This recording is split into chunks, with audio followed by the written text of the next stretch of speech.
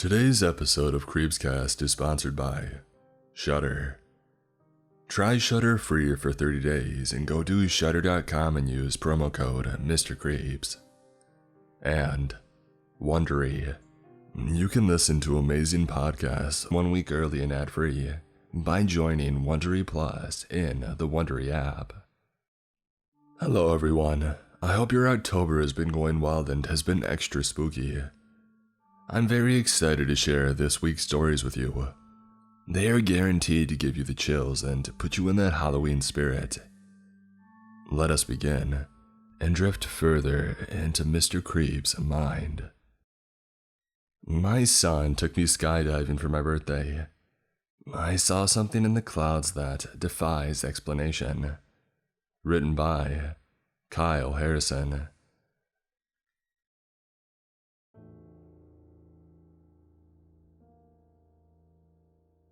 When my son called me over to his house last Sunday, I thought it was some kind of emergency. His wife is 35 weeks pregnant and my wife and I have been sitting by the phone, waiting for the news that they were rushing to the hospital.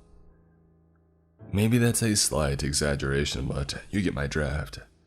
We were excited to become grandparents, so I didn't even expect him to surprise me with an early birthday gift. "What is this?" I asked as he passed me the small envelope. My birthday wasn't for another week, so to be honest, I was thinking it had to be a simple gift card or maybe just cash. I wasn't expecting anything major. Instead, when I opened up the birthday message, I found 2 tickets to a local airfield inside. Now, I was both shocked and confused. "No, seriously, Trevor, what is this?" I said with a nervous laugh.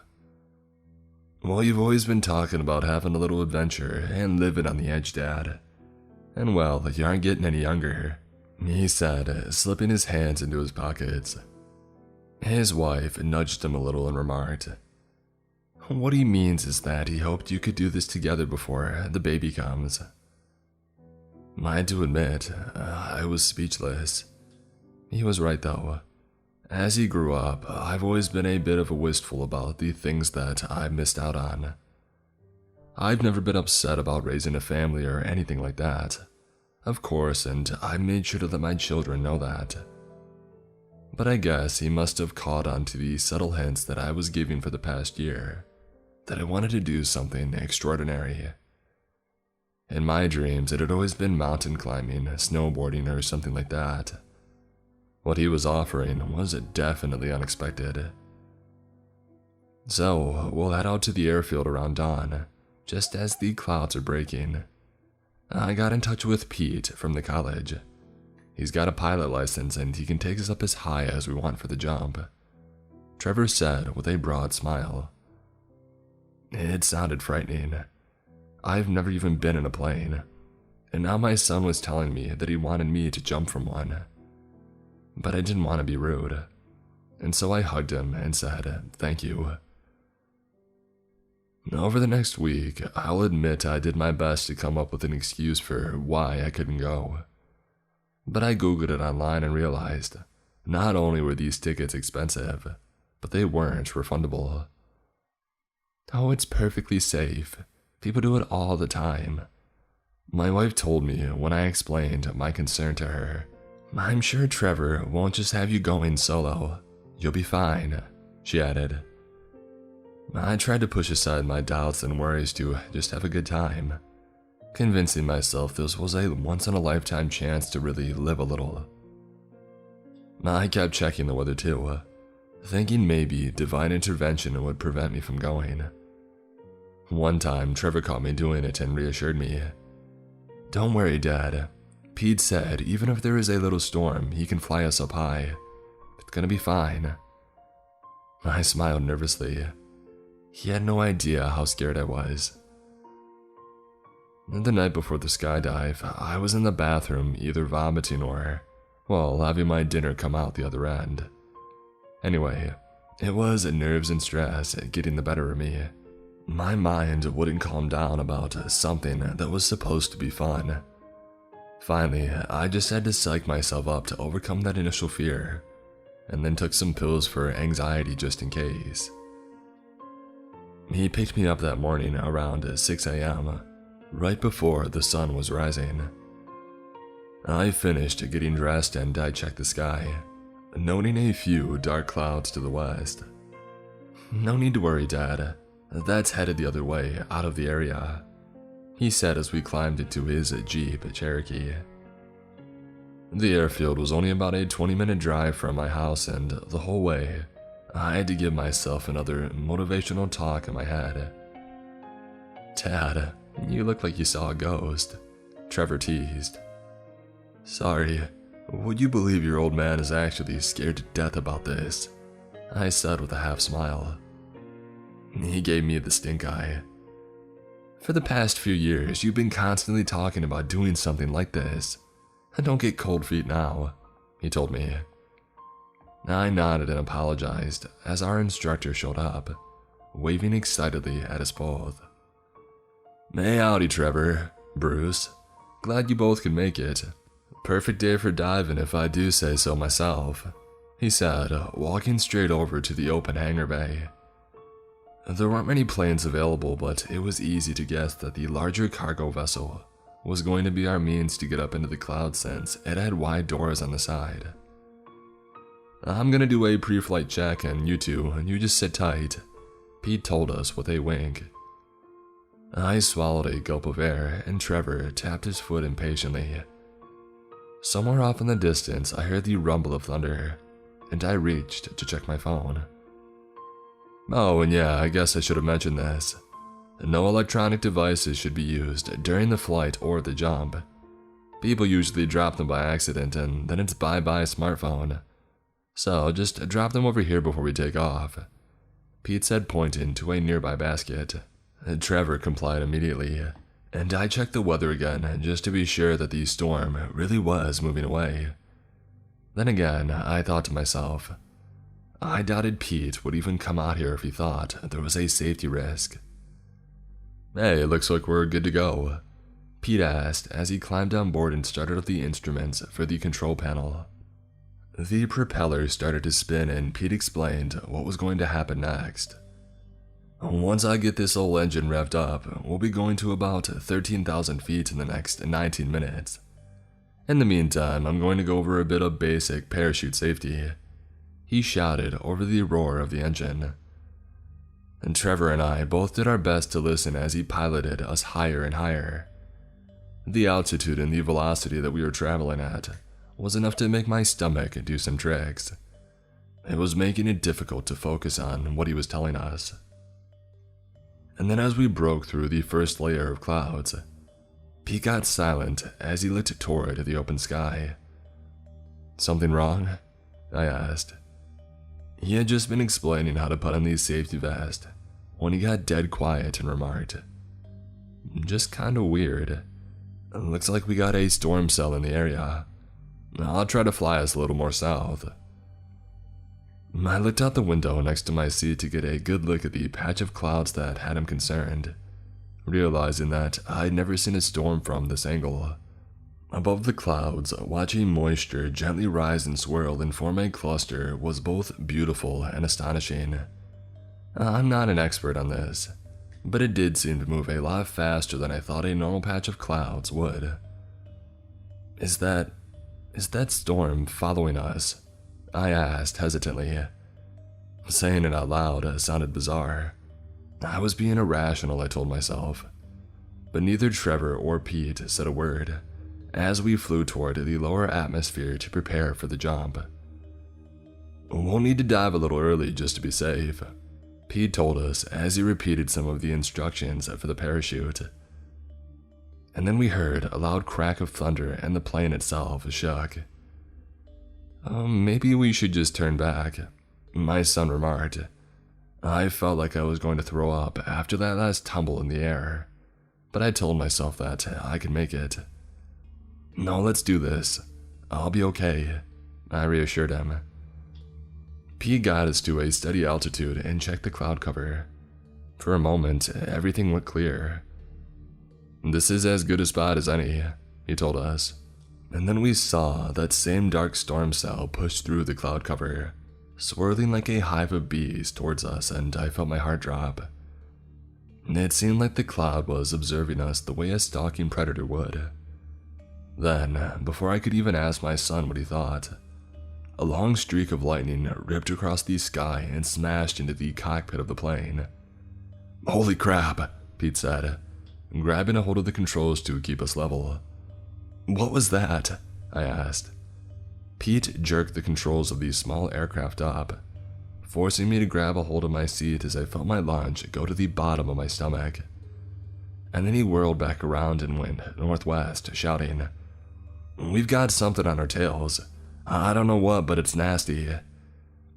Trevor and I looked toward the way that we had come, both of us speechless with panic, as we saw these strange, large, massive clouds that pushed towards us. The predator was on the hunt. "Do you have your parachute ready?" Pete shouted. Another bolt of lightning struck the right wing, smashing apart a third of the plating as he struggled to stay airborne. "You need to jump, now," Pete insisted. I looked to Trevor for a confirmation, as more of the strange energy rocketed toward our tiny craft, and the plane started to experience a power failure. "Come on, Dad," he shouted as he opened the doors and stared down at the seemingly infinite gap between us and the ground. "Dive, go," Pete insisted as the black storm cloud was about to swarm us all. Trevor leapt first, his body immediately getting caught in the winds of the clouds and falling away from the plane to the east. I held on to the side of the plane, my pulse racing as I looked to Pete. He opened his mouth to give me another command but never got the chance.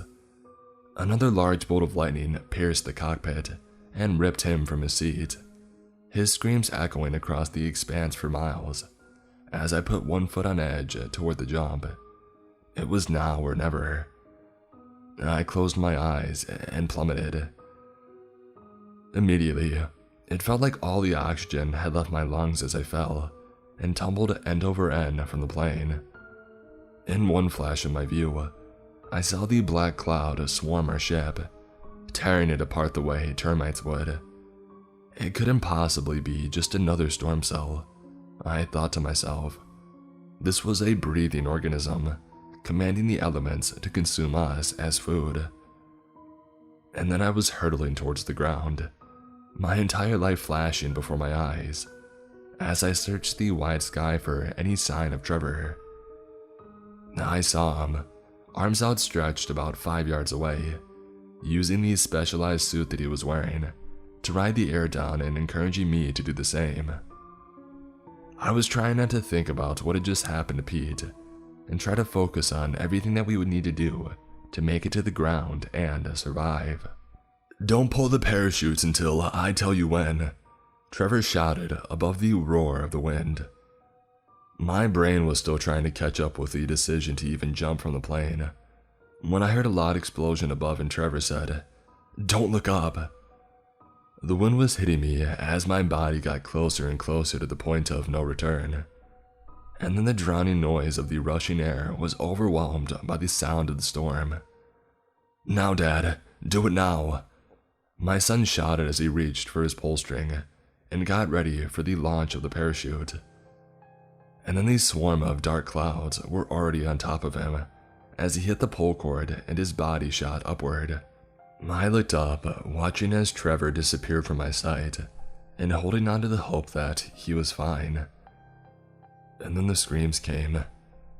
I couldn't even imagine what was happening to my son as I heard his bones break and his cries for help get louder and louder. I knew if I pulled onto the cord now, that I would be caught in the maw of the bizarre creature too, so I hesitated for one more moment before I yanked on the release. It felt like I was flying for a moment, the sudden exhilaration of moving downward stopped by the chute opening as I drifted and swayed toward the south. I caught a glimpse of the strange black cloud that had devoured Pete and my son, and saw that it was about to start following me. I panicked and tugged my body toward the tree line, hoping to hide in the canopy and let the monster get tired of searching for me My parachute snagged on the top of the trees, and I was thrown about like a puppet dangling from string. Above me, I watched the dark cloud of life fly over top the trees, perhaps trying to find its next meal, and then it disappeared up through the cloud cover and out of sight. I'm not really sure how long I was stranded there. It felt like days. I was too terrified to move and too numb with pain from the shocking fall to consider climbing down.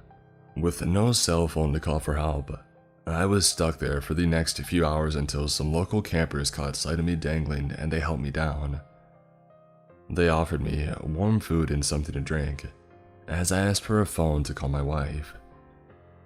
It didn't really hit me that Trevor was gone until I had to tell her. Tears burst out of my eyes as I passed the phone back. I just simply couldn't stop sobbing from the ordeal that I had gone through. The campers took me to a nearby emergency center to get checked for injuries, and authorities promised that they would find Trevor's body wherever it fell. I didn't bother telling them that they wouldn't find it. I knew the sound I heard was like a python crushing its food. My son was gone. Something in the sky had killed him. It's been about a week now since it happened, and my family is still recovering from the loss. But none of them know what really happened.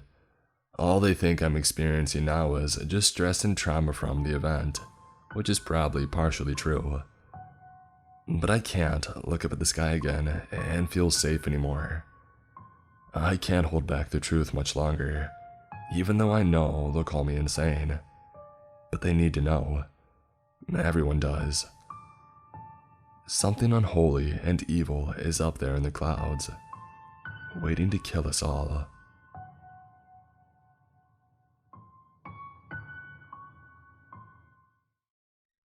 Today's episode is sponsored by Wondery Generation Y. If you're hungry for more spooky podcast content, oh boy, do I have the hookup for you today. I would highly suggest giving the Generation Y podcast a shot. Hosts Aaron and Justin give startling theories, dive into forensic evidence, and share their bold opinions. Imagine you have two friends who are obsessed with stories of crime, murder, mayhem, and unsolved mysteries. They have a passion for breaking down cases that have been cold for years, and it's an awesome listen. In an all-new episode, Generation Y breaks down the case of Jonathan Amaral, a 25-year-old hiking enthusiast and biomedical engineer in Jaffrey, New Hampshire, who went missing after a weekend of hiking. He was rumored to have been seeing a coworker, 31-year-old Brittany Barron, who was married with children. After Amaral failed to show up for work, his mother reported him missing. Police later discovered that Barron had called in earlier that day to quit her job, and had also gone missing. Did the two run off together, or had something more sinister happened? You won't believe how this shocking story ends. And that's just a taste of some of the amazing cold cases and true crime that gets discussed in detail over on the Generation Y podcast. It's quickly becoming one of my favorite listens, and I can't recommend them enough. Be sure to listen to the Generation Y podcast on Amazon Music, Apple Podcasts, or you can listen 1 week early and ad-free by joining Wondery Plus in the Wondery app. If you hear bells ringing in the forest, run. Written by Certain Emergency 122.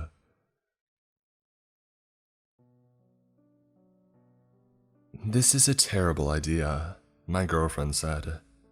I waved expansively at the stretch of trees nearby, communing with nature, exploring, detoxing from technology. What could go wrong? She squinted at me, her brown eyes narrowed. If this is supposed to be a digital detox, shouldn't we stop this Zoom meeting?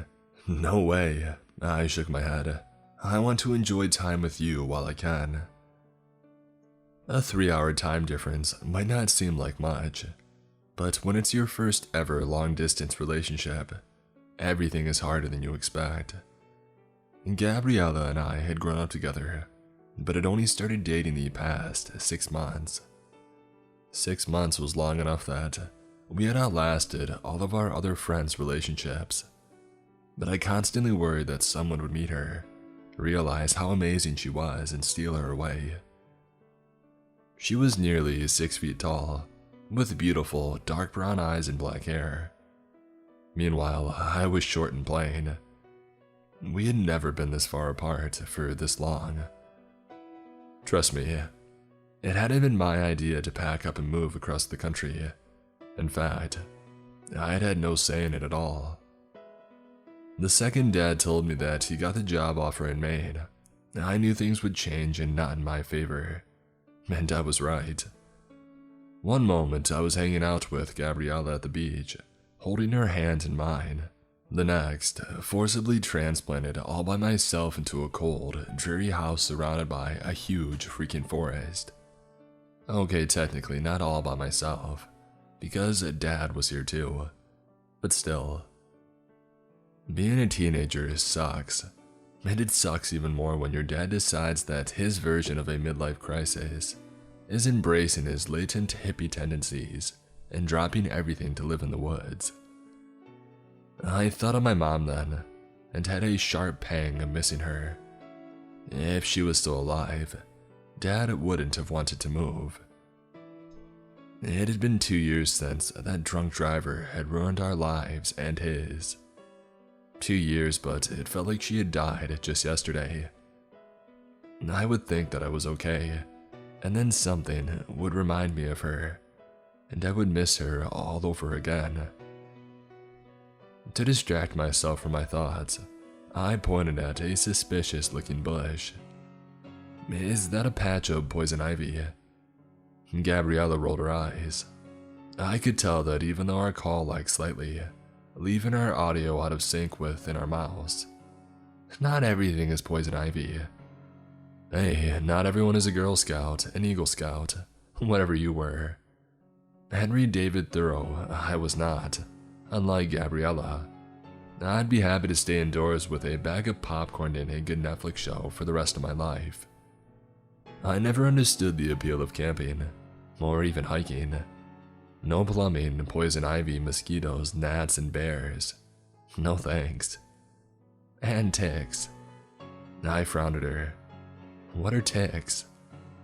They're parasitic bugs that feed on blood, and they can give you Lyme disease. I promptly made the decision to never go outside ever again. Alright, I'm out. Do you want to stay up late and watch The Ritual together? Gabriella said something, but the Zoom call glitched momentarily, freezing her face into a pixelated blur. I tried waving my phone around as if that would help. "Babe, you're breaking up, I can't hear you." I was about to say more when I heard it. The sound of bells. I stopped waving my phone to listen because the sound was weirdly entrancing. It started off as a delicate chiming, the kind of bells you would expect to hang over the door to an old lady's tea shop or something. And then the sound changed.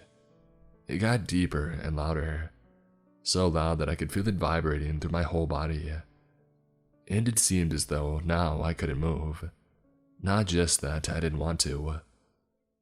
Mel, Gabriella's voice broke me out of my trance, despite how chopped and garbled it was. Melody! I had dropped my phone to the floor when I clapped my hands over my ears. I didn't remember even doing that, but now I leaned down to grab it. There was a huge crack across the screen that split Gabriella's face in half, rendering it into something strange and unknown. Abruptly, the call ended. Panic and fear crashed over me. I was suddenly, horribly, dreadfully afraid. But why? The sound of the bells had changed again. They didn't sound like sweet, unearthly music anymore, but like the sound of an animal in pain. I waited for the ringing to end, but instead it grew louder, until it was a bestial roar. The ground began to shake under my feet, sending me stumbling. It was like the earth itself was screaming. I blundered away from the sound of the bells, running away without knowing where I was going. All I knew was that I needed to get away. I passed countless trees that all looked the same to me. I jumped over fallen logs and ducked under low branches. At one point, I tripped and landed on my hands and knees, only to scramble back up without a pause. I ran until there was a stitch in my side and I could barely breathe. Finally, my body forced me to stop. I looked around myself as I gasped for breath. Crap. It didn't look anywhere familiar, and there was something different about my surroundings. A subtle difference that I couldn't put my finger on, like asking someone to puzzle out like one of those optical illusions, where you could see both a vase and two faces at the same time. The trees were wrong, but I didn't know why. I pulled out my phone. It was at 42% battery, but there was no signal. Of course. How worse could my luck get? I pulled up a text message and prepared to send it to 911. I read somewhere that you could text them and it would go through when there is a signal again. My fingers were actually hovering over the send button when I paused, uncertain. What the heck had happened just now? What had happened was some idiot in the woods, thinking that he was by himself, decided to blast some weird YouTube video. Stupidly, I got spooked. I tried to articulate to myself why the sound had become so scary, but I couldn't. I felt increasingly like an idiot. I thought back to the ground shaking under my feet. It had to have been an earthquake, right? I was so used to them growing up in California, but the East Coast didn't get earthquakes. Maybe an occasional sinkhole. I looked around myself, but the trees all looked the same to me, no matter how different I sensed them to be. There was something about moss on trees, right? That it pointed north, and you were supposed to follow a stream towards upwards or downwards of the way that it flowed. I wasn't a wilderness expert. I couldn't go wandering around.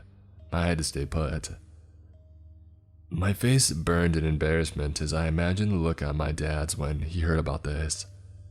My parents had always been so proud of my ability to be self-sufficient, to be practical and calm. I looked down on my phone, preparing to seal my shame by sending that text message, but the screen had turned entirely black.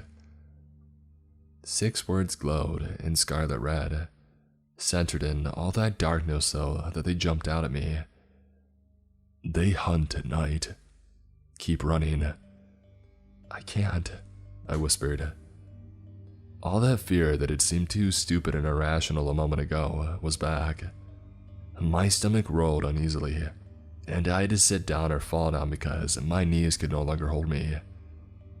I chose to sit, cradling the phone in my hands and unable to tear my attention away from it, like I expected the words to change before my eyes. And I passed out. When I woke up, it was cold and dark. For one brief second, I thought that I was safe at home, and only cold because I had kicked my blanket off my bed. That peace didn't last. I remembered that I was alone and lost in a creepy forest. Hooray. I knew that I shouldn't move around when in the dark. I was likely to get myself more lost instead of less. But I couldn't stay still either. It's hard to explain, unless you've experienced it yourself. Have you ever felt the darkness press on your skin like a physical presence? Felt an itch between your shoulder blades from the weight of countless eyes watching you? As illogical as it was, I had to move. Staying still in the dark was to give up and die, or to go insane. But I understood now the legend of Prometheus, why he had pitied humans and risked everything to steal fire for us. It wasn't just food that fire gave us, but light. Light to chase away the shadows, to show you what was really there. I didn't have fire, but I did have a flashlight function on my phone. It worked, even though the light was weak and barely there, and even though my screen was still entirely black. Was it possible that I'd hallucinated those words? I kept moving forward, unable to see anything past the beam of my flashlight. I don't know how long I stumbled through the darkness, only that at some point I realized that the darkness had lightened somewhat. And then I saw that there were less trees around me, and I didn't need my flashlight anymore. I clicked it off, looking up into the sky. 3 moons hung there, full and silver. I blinked, rubbed my eyes, and shook my head, but there were still 3 moons. And the more that I stared at them, the more they seemed like the blank eyes of some giant, dead creature, staring back at me. I have a head injury, I thought. Maybe that's why I passed out for so long too. Was having brain damage better or worse than a psychotic break? I didn't know. I began to leave the cover of the tree, to cross what I was pretty sure was a clearing, but the sounds of bells ringing came again. Some inner instinct, one that had slumbered while the dream of civilization wrapped itself around me in a cocoon, told me not to move. So I held myself still and stared at the clearing, parts of which were illuminated by beams of that strange silver moonlight. A door opened in the middle of the clearing. For a confused moment, I thought maybe there was a house there, that the white door made of gleaming bones was connected to something larger. And then they came pouring out of that door, pouring out of the darkness. Their skin glowed in the darkness, white and corpse pale. Some of them scuttled forward on 2 legs, others on 3 or 5 or 8. I couldn't make out their faces in the darkness, and for that I was glad. What little I could see was awful enough. At first, I thought once more that there was a house in the clearing, and that there were Christmas lights strung all around it. But no, it was their eyes. No human had eyes like that. Their eyes glowed red, green, yellow. I could see groups of them clustered together like the eyes of some giant spider. When I dropped my gaze down to these shadows that they cast, I saw that some of their lower faces writhed, like the mandibles of a praying mantis. Others had strange, limb-like appendages on their faces that cast shadows on the ground that waved and curled. I knew that I should move, but I didn't want to draw the attention of these things. When I looked at them, their faces shrouded in the darkness but gleaming with malevolence, I didn't think aliens. I thought monsters, and that felt right. They were the nightmares of nightmares. So I stayed still and tried to figure out how to move backwards silently, when they were probably countless twigs hiding behind me, ready to be loudly snapped by a careless hand or foot. The monsters began to cross the clearing. I realized with another flash jolt of terror that they moved in my direction. I couldn't just stay still.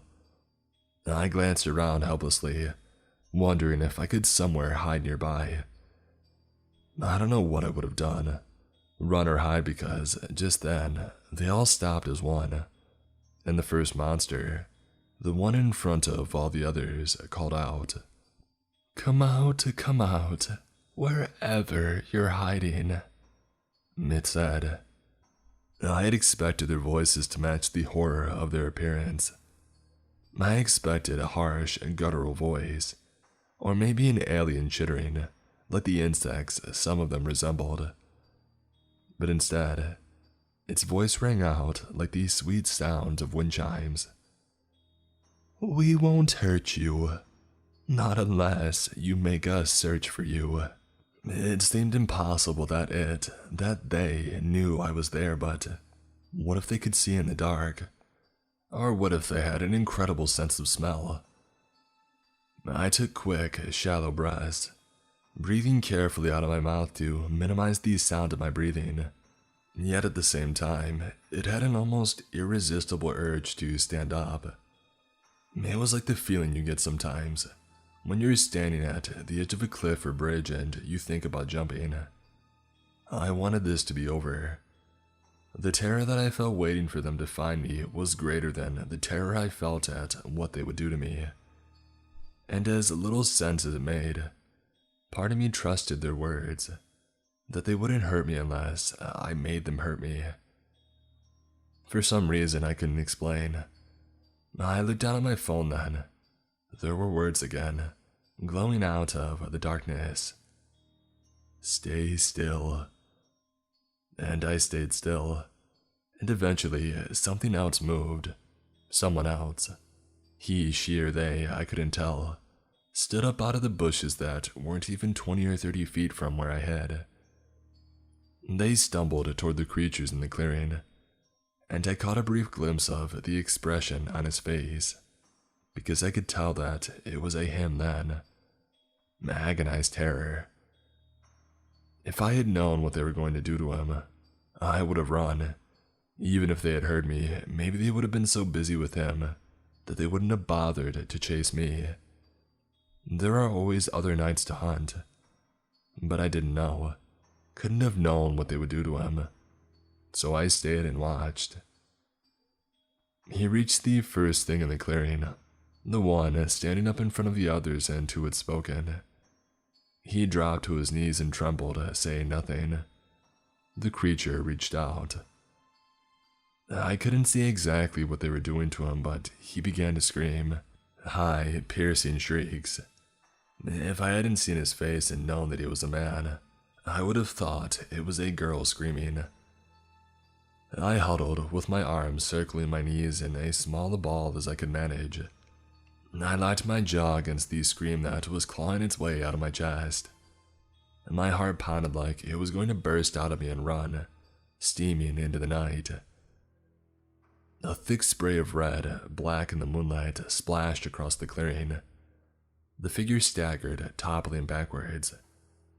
I had time to notice that he looked strangely lopsided, unbalanced. And then the creatures all moved in around him, blocking him from my view. But still, he screamed and screamed. I don't know how long he screamed for, only that by the end of it, his voice had turned into hoarse barks. And under the sound of that, slurping sounds from the clearing, from the things around him. Please leave, I thought. I prayed. Please go away. I stayed curled up in a ball, my entire body sore and aching from the position. I was so cold, cold like I had never felt, but I didn't move and I couldn't. I stayed that way, my eyes straining to make out perverse, twisted shapes in the darkness, until eventually, I heard a wet tearing sound and these screams ended. I heard laughter like silver bells, church bells echo across the clearing, and then nothing. Eventually dawn spread its fingers across the sky, and I saw that the clearing was empty. Well, almost empty. I hadn't heard or seen them leave, and somehow that was even more terrifying. I tried to look around myself to get up at the same time, but I fell over, stiff muscles refusing to cooperate. There was nothing, no one behind me. I limped around in a circle trying to stretch out my muscles. After a while, I moved towards the clearing. I didn't want to see, and I wanted to see at the same time. There was a tiny part of me that still couldn't believe what had happened. Surely, said that part of me, surely it couldn't have been as bad as what you thought it was. When I saw him, I didn't know at first what I was looking at, because it wasn't human. It was a pile of meat decorated with glistening organs. Ropes of it spilled out of that pile, and I saw that it soaked the grass below in a deep red. It was still wet and fresh, and the metallic smell of it clung to me.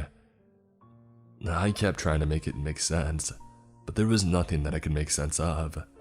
Nothing of it that resembled a human, or even limbs or hands or feet. Those things had reduced him to nothing. I threw up right beside him, unable to stop myself. The thought that I was desecrating what remained of him just made me throw up even more. It wasn't until I had thrown up everything my stomach held that I was able to get up. I walked away calmly. I could still see that pile of flesh every time I closed my eyes, but I kept going. My throat burned, both from throwing up and from thirst. The fear had made me forget how thirsty and hungry I was, but now it was back. Everywhere that I turned, the trees looked the same as each other, and I couldn't hear the sound of running water anywhere. I suddenly knew with a bone-deep certainty that I was going to die. If the things from last night didn't get me, then dehydration would. I was only 16, too young to go, but I was going to. I thought of my dad and told myself not to cry, that would just make my dehydration worse, and I cried anyway. I couldn't stop myself. I sank against the nearest tree and sobbed so hard that I tasted that coppery taste in my throat. My phone buzzed in my hand. I looked at it on instinct, and even through the tears, I saw the words. Stream on right. Keep going. I tried to type something in response, but there was no keyboard under my fingers, nothing that I could press. I held the power button down, cursing myself for not thinking of that sooner, but that didn't work either. The frustration mounted, and I thought very seriously about throwing the phone into the woods. But instead, I held the phone close to my face, as if I was going to talk to someone. Who are you? What is going on? I looked down at my phone and saw that the words had changed. I guess I should have been scared or worried, but I was so exhausted that I didn't feel anything at all. When reality thins, doors open. How do I get out of here? The words didn't change, so I tried again. What were those things? They hunt. Yeah, I got that. I heaved in one shaky breath after another. How do I get away from them? The sound of bells will warn you. Okay, I laughed. And even through my exhaustion, I could hear the edge of hysteria in it. It sounded like the laugh of someone unhinged. So I stopped. How do I get out of here? When reality thins, doors open. I did throw my phone then. It bounced off a tree and shot into the woods. And then I heard the sound of my phone ringing and I ran towards it, dropping down on my hands and knees, desperately shuffling through the leaves until my hand touched cold metal. Hope burned inside of my chest like glowing embers. Hello, hello. I practically screamed the words, and my throat reminded me anew of how much it hurt. There was a loud burst of static, and I held it away from myself, wincing. Melody. It was a woman's voice, one that I knew well. I nearly dropped my phone. Mom? I whispered. It couldn't have been her. She was dead. She was dead. Melody, you have to. A burst of static. Find the door. Please, help me, Mom. I was crying again so hard that I almost couldn't speak. I need help. Door. And then the call ended. I stared at the phone waiting, but there was nothing else. No words, no phone call.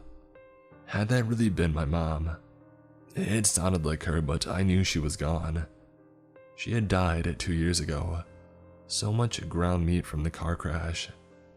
I got up, the phone clenched in my left hand so tightly that my fingers were numb. And then I began walking, to the right to where the stream supposedly was. What else could I do? I'm so scared. I think I'm safe for now. I think I have until the sun sets again. They hunt at night after all, but what do I do then? For how long can I run or hide? I don't know if you'll see this. I don't know if any of this is getting through. But if you do, please send help. My name is Melody and I'm trapped in the Great North Woods in Maine. I know my dad will be looking for me. Please let him know that I'm okay. At least for right now. And whatever you do, If you hear bells ringing in the forest, run. I accidentally started a zombie apocalypse, written by Dretchenox.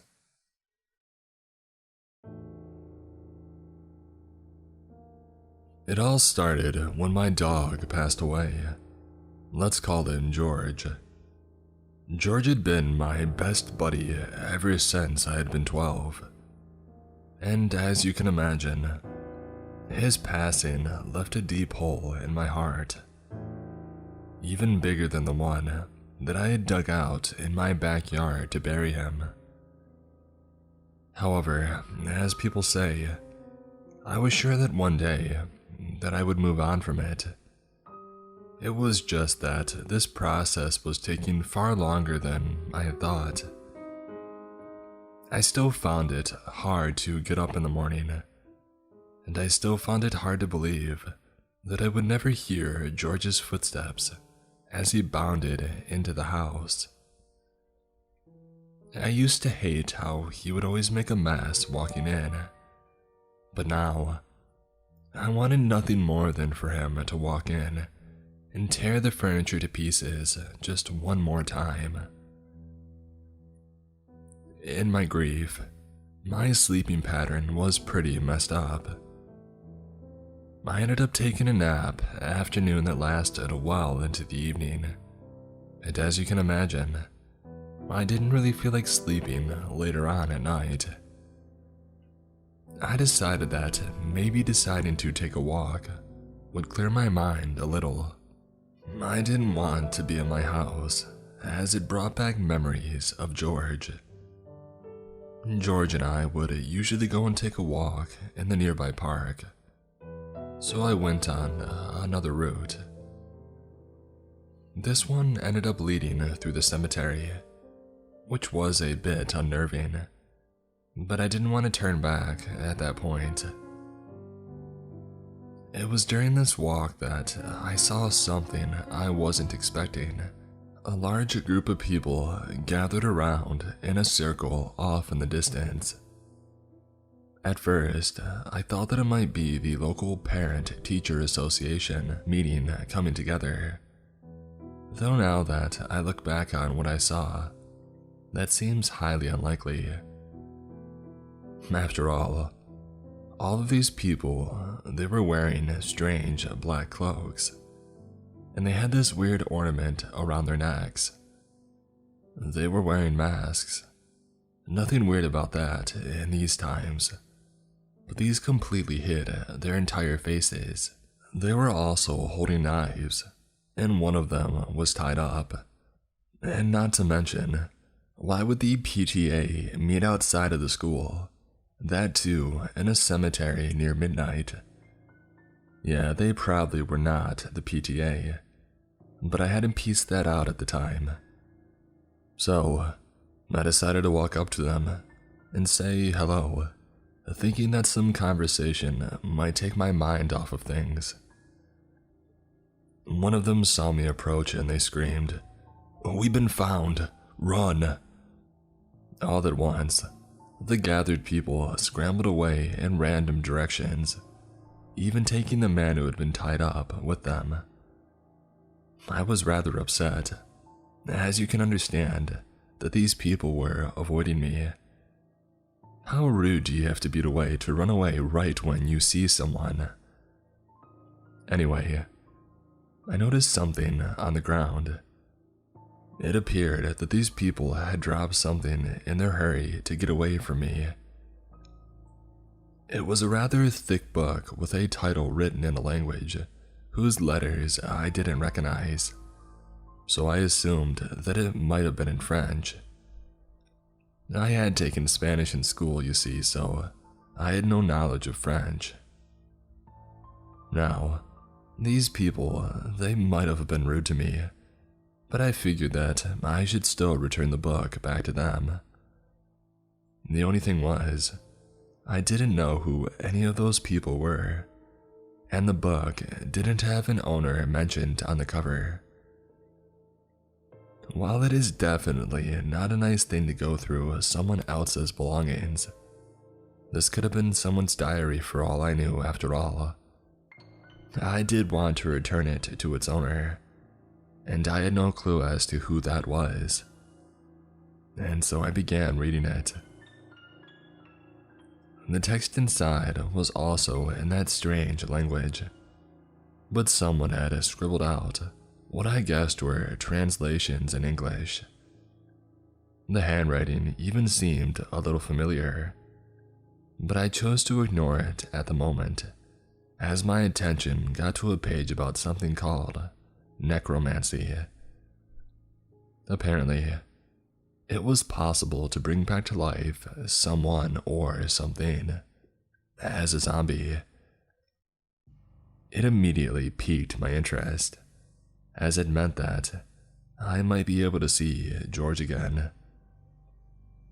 I decided that I could hold back on giving the book back. I wanted to see if it was possible to bring back my dog first. I was sure that whoever owned the book didn't need it back urgently or anything. Of course, I wanted to be sure about what I was doing first. I called my local veterinarian's office the next morning to ask about his medical opinion on bringing back an animal with dark magic, but I was swiftly disconnected. Sadly, major health organizations didn't have any information on this, so I just decided to go ahead with it. Now, the whole thing required some ingredients which I couldn't exactly find on Amazon or even eBay, so it took some time to gather them all together. When I was done and the next new moon had rolled around, I stood outside over George's grave and read out the incantation written in the book after I had placed the regents over the grave. At first, nothing happened, so I was kind of disappointed. But then I heard something. It sounded like muffled scratching beneath the earth. I began clearing it off, and eventually came upon a wriggling paw. A while later, and I had unearthed George. He was a bit decomposed, but surprisingly, he didn't smell at all. He barked happily as he saw me, and I saw recognition in his eyes. I mean, yeah, there were a couple of issues. For one, George seemed to reject everything that I wanted to feed him. He was undead after all, so I wasn't sure if this was an issue. Secondly, he was a lot more aggressive, at times even trying to butt my head. He never succeeded though. But I just thought this aggression was the side effect of having been buried for so long. After all, I think I would be a bit cranky too if I was buried underground for a few weeks. I decided to ignore these small flaws and instead spend as much time as I wanted with George. I can't describe to you how amazing it was to finally be with him after having lost him. It felt as if I was whole again. Aside from a few violent outbursts, he was just as playful as he had always been. While it was nice playing around with George, I remembered the book and the fact that I was supposed to return it. See, I had said that I sort of recognized the handwriting. I thought it belonged to my neighbor, who I'll call John here. And so I showed up at his house holding the book.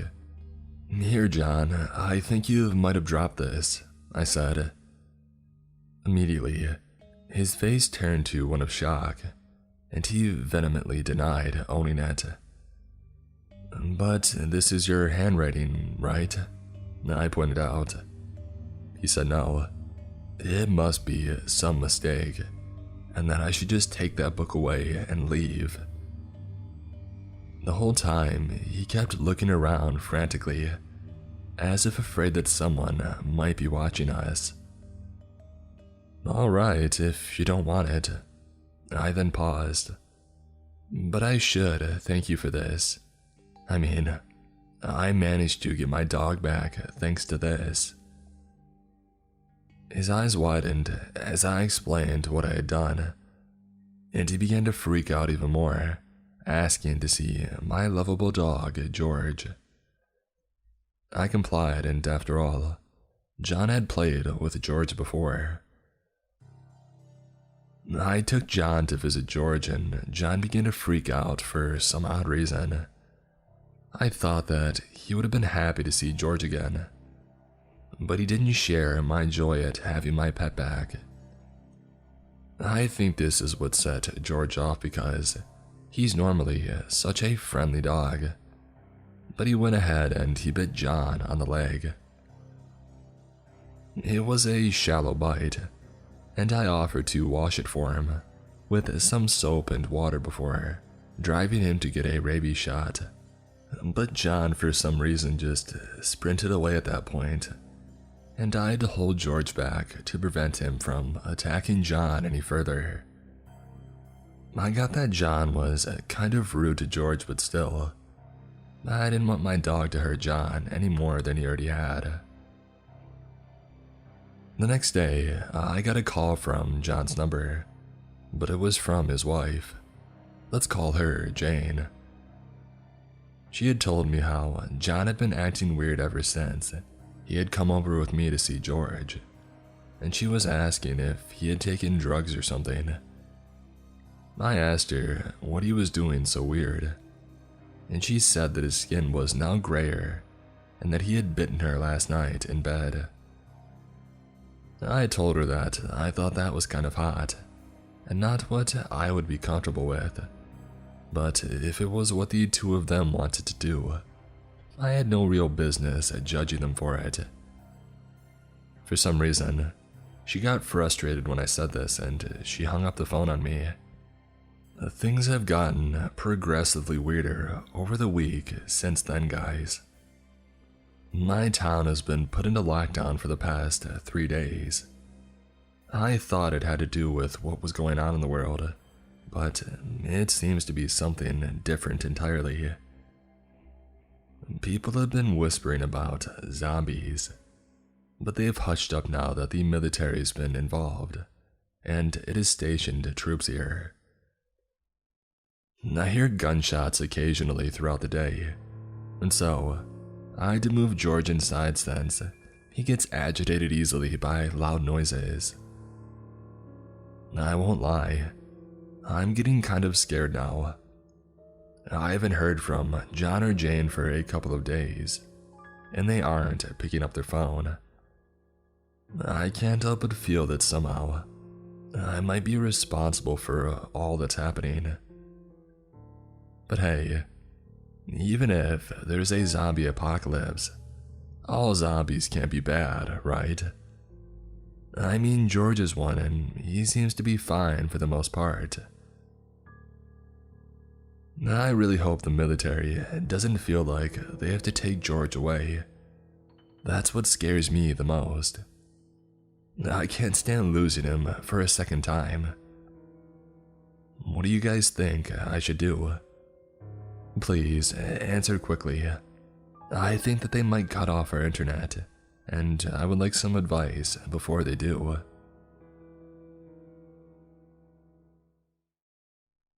Before we get into the next story, I just wanted to take a minute to talk about one of today's sponsors, Shudder. Summer is over and there's a chill in the air. Spooky season has arrived, so let's watch some scary movies. There's no better place for horror than Shudder, which has kicked off its annual 61 Days of Halloween, a 2-month supersized celebration full of new movies and series, like a new season of Creepshow and VHS 94, the brand new installment in the acclaimed found footage anthology franchise. And that's just the start of Shudder's unbeatable Halloween lineup. There are new specials from Elvira and Joe Bob Briggs, a new season of the Boulet Brothers' Dracula, their new docuseries, Behind the Monsters, on the origins and pop culture dominance of your favorite modern movie monsters, and so much more. If you didn't know, Shudder is basically the Netflix of horror.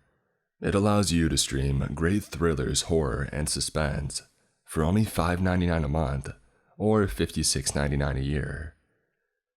Shudder has the largest and fastest growing curated selection of thrilling and dangerous entertainment, and I have to say, I'm hooked. I just got done watching Carrie before recording this to put me in the spooky mood. You know, nothing beats those Stephen King classics. And that's another thing that I love about Shudder. It has it all, from timeless classics to modern releases and everything in between. The variety keeps me coming back for more. To try Shudder free for 30 days, go to shudder.com and use promo code MrCreeps. That's SHUDDR.com and use promo code MrCreeps. I'm a private investigator in rural Oregon.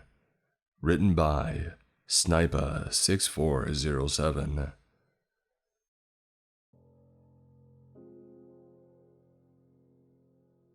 In 2016, despite how cliché it sounds, I was working as a private investigator in rural Oregon. Most people make the stereotype that private detectives and investigators have walk-in clients, but that simply isn't true. I get almost all of my cases from clients by phone, and the call that I got in June was no exception. The client, a man named Jonathan Alexander, was calling about the disappearance of his father, Sergio Alexander. Jonathan's father had gone missing ever since a solo deer hunting trip in the backwoods of our little Oregon town, and the search parties and official parties hadn't turned up anything. In most cases like this, you're looking for a body in the woods, not a living person. But Jonathan was hopeful, so I gave him the benefit of the doubt. In this case, I took my go bag, a duffel bag, and its contents were a bottle of water, a first aid kit, my Taurus Raging Hunter, a bag of Ziploc bags, and my wallet and phone and food. A Taurus Raging Hunter revolver might have been overkill, but I was planning to go into the woods. And the woods can be a dangerous place. This part of Oregon was stocked full of cougars, mountain lions, bears, wolves, moose, and some others, and almost everyone carried a heavier firearm when going into the backwoods. The first place on my schedule was Jonathan's house, where I would meet him in person and have an interview. As I pulled up into his dirt driveway, I got a sense of the person that he was. His house was a 20-foot trailer stuck to the ground, with a backyard and patio facing the mountains. "Are you Jonathan?" I asked the man waiting for me. He was tall, at least 6'5", and wearing a checkered button-up, a trucker cap, and jeans. "Yeah," he replied. "You're Inspector Jacob, right? Come inside, I'll tell you the details. I also have some things that could help you, depending on how willing you are." I walked inside the trailer, and the interior was everything that I expected. The walls were lined with taxidermied bass and catfish, as well as several mounted deer heads, and rifles propped up on display. A dirty kitchen with piles of dishes in one corner, and a small two-person table in the other. John for short, and I sat down. Jonathan offered me a beer, but I declined. I never drank on the job. I started with the regular questions. Well, where was he last seen? Who was with him? What happened leading up to the night of the disappearance? John replied, telling the whole story. "My dad, Sergio, was a hunter and fisherman. Hunting and fishing were his life. He always had a rifle or a fishing rod. He's in his 60s and was in the military for 7 years. Had a few tours in Afghanistan. On that night, he wanted to go solo buck hunting in the evening, so I dropped him off on a dirt road near his favorite spot. He didn't come back for 2 days. This was somewhat normal. He sometimes would hunt overnight or just got lost. But after a week passed, I got really worried. I could feel that something was wrong. I could feel it to my gut. I called the sheriff and they organized a search party for 3 nights. We went in every direction, covered all the ground, and you know what? Not a single thing. Not a candy bar, no footsteps leading past his spot. No trail, nothing. After he was declared deceased, I went on myself to search. I know that he's still out there. I know it. And where is this dirt road? John marked the road on the GPS on my phone and I thanked him and laughed. I had a no solve, no pay rule, so I wouldn't get paid unless I found Sergio, dead or alive. My next stop was at the sheriff's office in the middle of my small town. I drove past multiple roadside stores until I reached the parking lot of the sheriff's office. I parked and walked into the place, going up to the front desk where a tall and skinny deputy was doing paperwork and chewing gum, presumably as a substitute for a cigarette. I told him that I was looking into the disappearance of Sergio Alexander, and he sent me to the sheriff's office. The sheriff, a balding man in his 50s named Clyde, showed a forced smile as I walked inside. A stained American flag was pinned to the wall, along with dozens of missing person posters and wanted posters. "So, Inspector, is this missing guy a friend of yours?" he asked. "No," I replied. "A client wants me to find him. Sergio is the guy's dad." "Well, you're in luck," Clyde replied. "We haven't gotten much criminal activity, so I can show you some of the search party reports." Clyde reached into his desk and pulled out a stack of papers and photos which I flicked through. One of the photos captured an image showing a trail of footprints ending abruptly. "And what is this?" I asked. "It's the strangest part of the case. The footprints leading to Sergio's favorite hunting spot just stopped. No trail leading somewhere else, no tire tracks, no ATV tracks, nothing. It's like he just up and vanished into thin air." I sighed. This case was going to be a hard one. What else of interest was there? I asked, looking through the files. Clyde pulled out a satellite image of the woods, with a Sharpie written on the spot where Sergio had gone missing. "This is the entire area in which we estimate that Sergio could have walked around in the time that he was gone," Clyde stated. "And we checked every bit of it. And guess what? Nothing. Absolutely nothing. But there was one thing we found of interest." "Which is?" I asked. "Well, there is a pattern. Every time we checked a place, we heard Sergio's radio coming from somewhere." I raised an eyebrow, and Sheriff Clyde continued. "But it was very, very faint. Could barely hear it.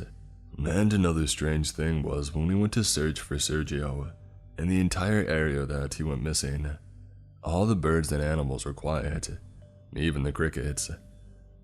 As soon as we had left the area of the supposed disappearance, the sound all came back." I checked my watch. It was early evening. After jotting down all the notes that I could gather, I thanked the sheriff and I left. My next stop? The woods.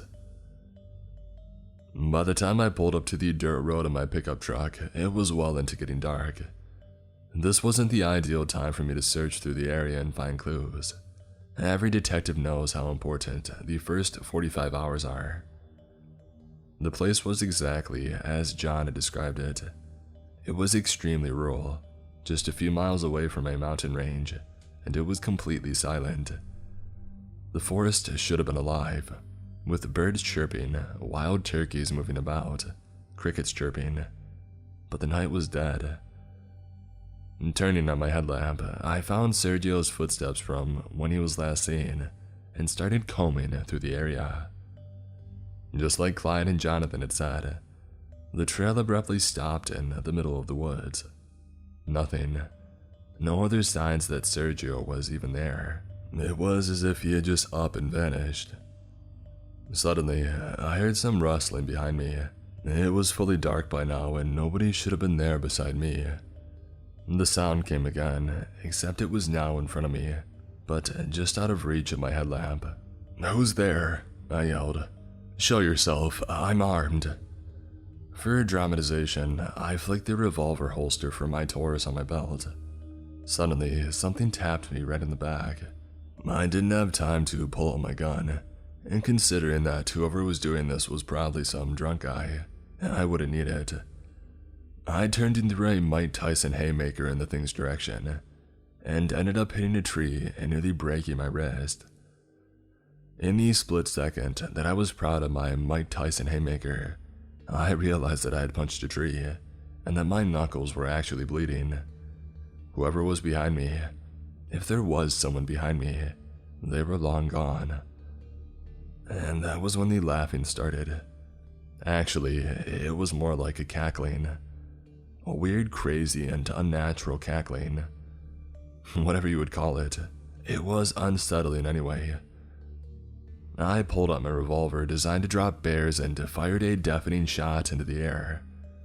The laughing, everything stopped for a bit, and I almost let my guard down. And then I heard something whisper, just an inch away from my ear. It said, "Leave this place." And the next thing I know, I hear the sound of a million running footsteps catching up to me, and I get the heck out of there. I ran right out of the woods, fast enough to outrun Usain Bolt. Adrenaline is one heck of a drug. I jumped in my pickup truck, turned the engine, and peeled out of there all in record time. Whatever was behind me was still chasing me behind the car. I looked into the rearview mirror to try to look at the thing, which was running at least 80 miles per hour to keep up with me, and I saw nothing. Well, it wasn't a conceptual nothing. It was nothing in the sense that it was nothing my brain could comprehend and understand. There was a huge, blurry shape running after me, dark as the night and fuzzy around the edges. It was as if somebody had taken a huge mass of static from an 80s TV, made it into some sort of creature, and put it on a dirt road at 9 o'clock to chase some poor private investigator. I turned the road, drove down the road until I reached town. The thing was obviously gone. I parked at a gas station parking lot and threw up once my body realized how much running I had done. The next day, I headed to a woman named Meredith's house. I had heard about her from when I was at the bar the night I saw the demon thing by some paranormal junkies who were interested in what I said. Meredith owned a teen plant shop at the edge of town, having the shop based on the first floor of her house. She also knew a thing or two about paranormal entities, the occult, monsters, ghouls, and well, you get the gist. I pulled up into the driveway of her shop and knocked on the door. "We're closed," somebody, probably Meredith, yelled. I looked at the store hours taped on the front door. Today was a Friday, and according to her, probably outdated store hours chart, she was, as a matter of fact, open. "You're open, so stop being lazy," I yelled right back. Meredith ground and opened the triple lock door. In person, she was a short Latino woman with long black hair and a purple beanie, and wearing a trench coat and jeans, which was not totally suspicious. "What do you want?" she snapped. "What I want is to know what is in those woods. And lady, don't piss me off, I'm still hungover. You studied the paranormal and supernatural, or am I wrong?" "No, you're not wrong." "Good, because yesterday I got bullied and chased by some weird demon thing while looking for a missing man in his 60s. Meredith's face went pale.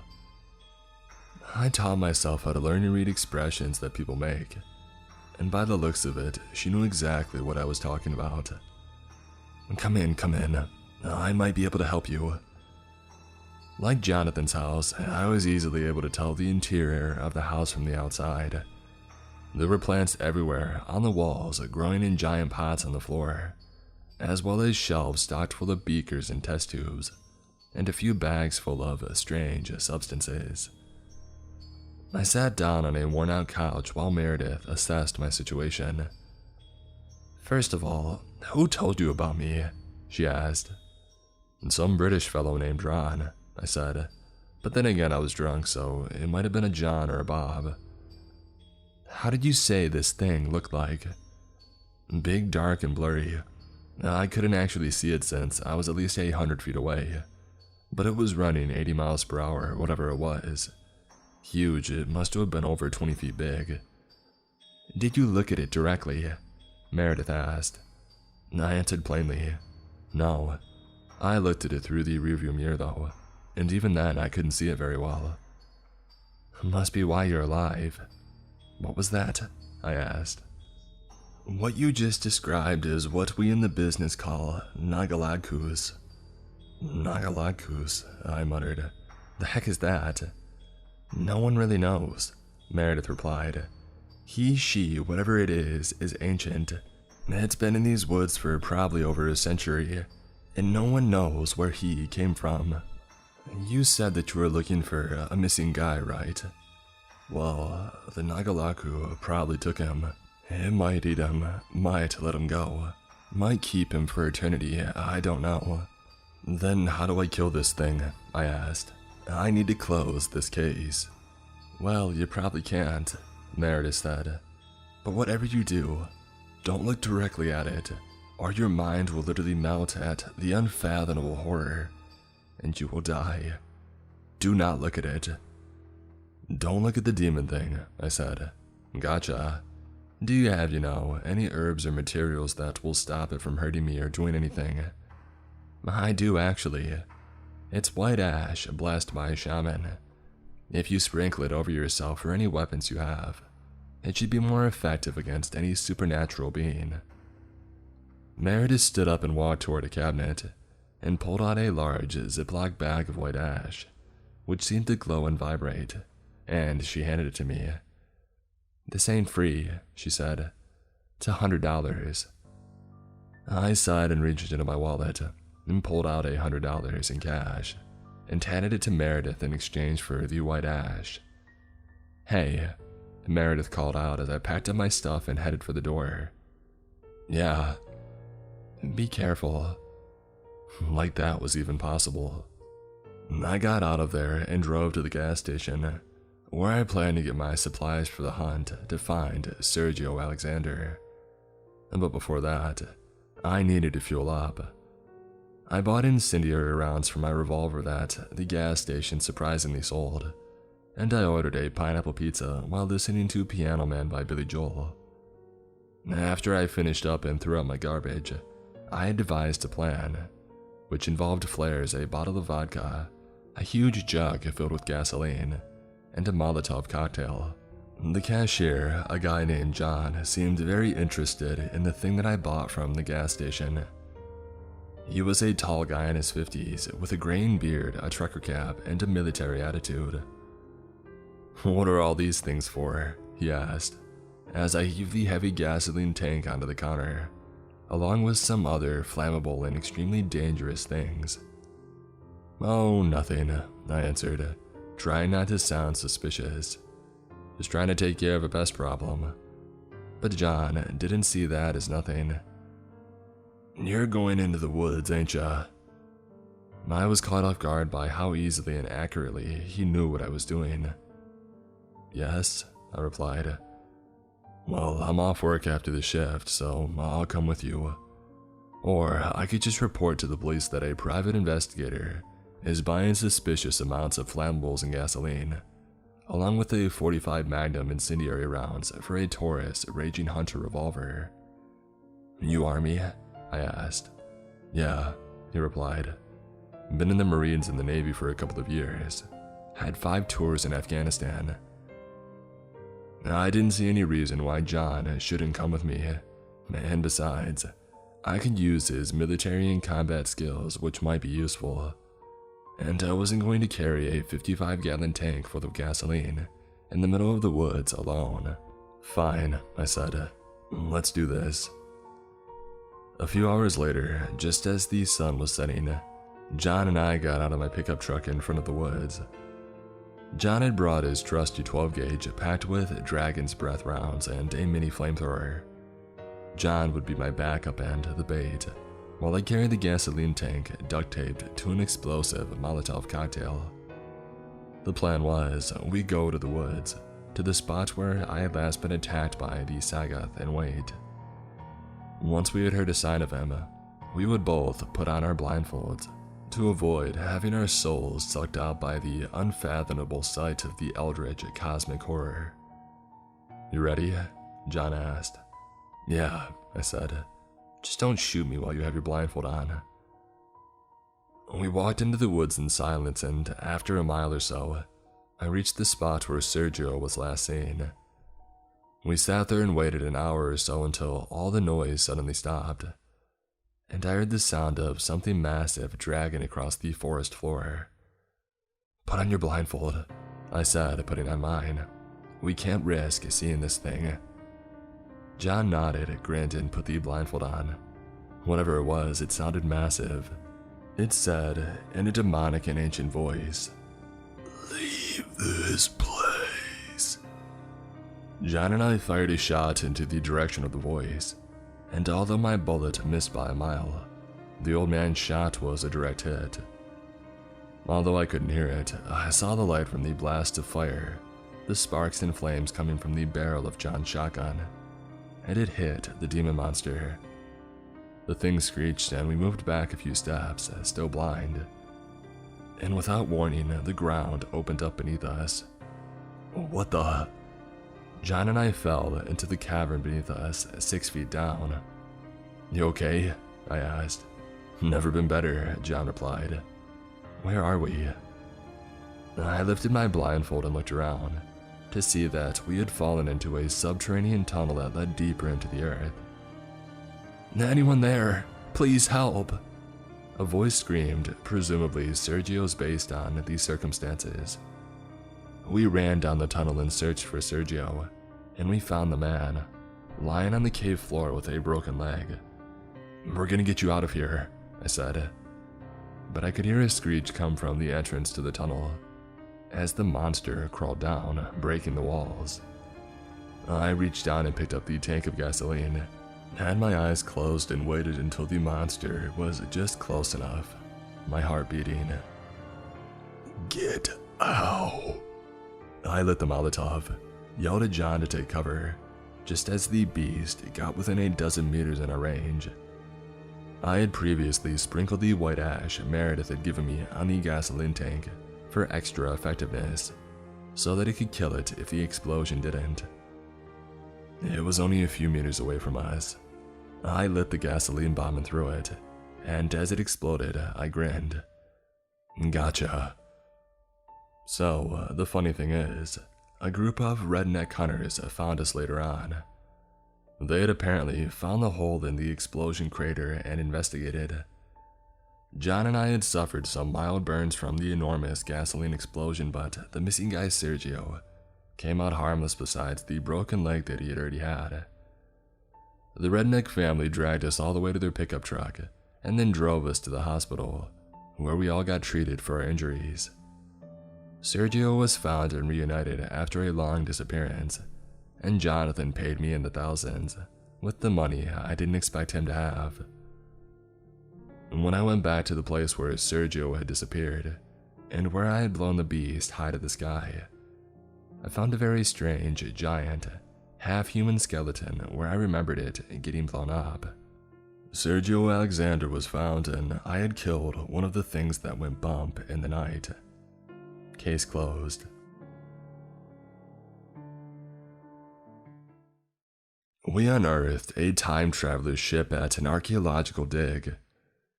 Written by Toucan the Rapper.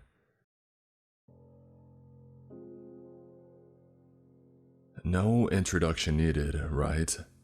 Archaeological dig. Time traveler's ship. You want me to get to the point. This works for me, because I don't have long before the government figures out which car I'm hiding under. I won't bother telling you how I graduated from Oxford, or how I was pulled out of my previous dig salvaging the Baniyam Buddha in Afghanistan when the US and co withdrew. All you need to know is I went with them, and that's how I found myself about 50 miles southwest of Las Vegas, staring at a pearlescent metal hatch. Blimey, Freddy, you weren't kidding. I whistled, scratching the mole on my chin, staring at the mottled blue steel column protruding from orange earth at the bottom of the 30-foot pit. Even though I was used to the baking sun from my time in the Hazrat Highlands, the shade and coolness of the pit were welcomed by the time Freddy and I had climbed down there. I told ya, Freddy said, taking off his battered trucker cap and scratching his balding head. It's a flying saucer. I don't know about any alien spacecraft, but it's definitely older than any metal construction buried here has any right being. Leona stood, brushing the dust off her knees, and turned away from the oil barrel-sized column with its wheel lock hatch roof. She greeted me with a warm hug, Freddy a nod. This was unsurprising. Leona and I had been undergraduates together at Oxford. Leona and Freddy had only met the day before, when her current university had called her about the phone call that they had received from him the day before that. She had called me when she had arrived, because I had called her the previous week to let her know that I was safely out of Afghanistan. I had agreed because of how Freddy had found the hatch, or more accurately, why he had been digging up the remote stretch of the desert he had somehow come to own. He had told Leona's university, who told Leona who told me, that he had found a treasure map. He owned a house on the same land. While renovating the remote property, he had found the map and coordinates hidden under some floorboards. 3 days ago, he had rented a bulldozer and started going to town until he had found the hatch. He had told the university that he had found a UFO. The university told Leona that she still owed them one for the prescription addiction that they had kept hushed up. She told me a lot of swear words in French. I told her that I would get the next plane ticket from Wisconsin once I was done being processed at Fort McCoy. Confusing? Sorry. All you need to know is that everyone was where they were when Scott, who none of us knew, removed his headphones and turned off the metal detector that he had been waving around. It's definitely not a saucer, he said, scratching his goatee. Wherever this leads, it goes off in one direction. No signal around any edges of the pit except where you're stood. If it is a ship, this is at the nose. He gestured with a thumb over his shoulder to the hatch, his words intercut with the smack of chewing gum. So, like a pirate ship? Freddy asked, raising a pudgy eyebrow at the news the thing buried on his land wasn't a UFO, just like the one his grandpappy was there when they had found at Roswell. More like a submarine, I'll bet. That is, if it is a ship. It's probably just a bunker left here by some prepper during the Cold War. A bunker that's over 5,000 years old. Leona had her hands in her hips, graying-haired face incredulous. I've seen a lot of buried metal. I don't know what this thing is made of, but it looks like steel. Do you know how long steel takes to rust when it's buried somewhere as dry as a desert? Seigneur, savoir des imbéciles. I couldn't see Scott's eyes behind the sunglasses, but I know they looked sheepish. It had been decades since I had made the impatient Leona swear in her native tongue, but I still remembered the experience. I felt for Scott. If he was here and Leona was here, it meant he was Leona's assistant. This meant he was an undergrad. If there was one thing Leona couldn't stand even when she was one, it was undergrads. Fortunately for Scott, and for you if you're bored of a middle-aged man getting nostalgic for a former flame, we weren't in the awkward silence long. The shrill hiss was deafening as soon as it started. No heck no. Freddy reached a pudgy arm into a duffel bag at the base of the pit's ladder. When he stood back up, the meaty limb was holding a shotgun. Before us three academics could register what was going on, Freddy had the barrel pointed at the corroded pearlescent steel column. Oh yeah, sure, a Cold War bunker. Frickin' college students. Leona threw herself to the pit's edge, yelling, grabbing Scott by the arm and taking him with her as she went. They fell to the ground just in time to avoid being blasted by the thick vapor projected from 3/5 of the hatch's rim. Had Freddy and I stood a fraction to the right, we would have had to do the same. I ducked anyway though, only because the sudden high-pitched, gaseous whistling triggered the attuned fight-or-flight response that I had honed back in Afghanistan. It wasn't until I looked up that I realized how lucky Scott was that Leona had developed these same senses during the time with me she had spent there, living under the constant threat of rockets, grenades, and gunfire. The flat, almost a ring of steam reached all the way to the walls of the pit. Once it subsided after a few seconds of whistling, the densely packed sand and rock wasn't sand and rock anymore. It was glass, sparkling, slightly glowing, but still cooling glass. "Thanks, Professor," Scott mumbled, pulling himself to his feet once the hatch had stopped shrieking. The sheepish look I imagined behind those dark sunglasses had only gotten worse. "Never mention it." Leona was already on her feet, once again brushing dust from her khakis. She turned to Freddy. "Monsieur Frederick, please put down the gun." Freddy spat on the orange earth. "The heck I will. I ain't about to let myself get eaten by some space monster." "Monsieur Frederick, please. Whatever we're dealing with here, I don't think it's a..." Thunk. Only Freddy didn't throw himself back to the pit floor. He raised the shotgun, aiming down the sights at the turned, rusting wheel on the center of the hatch. Leona, Scott, and I could only look up at the corroded steel column, mouths agape, as the wheel lock unscrewed.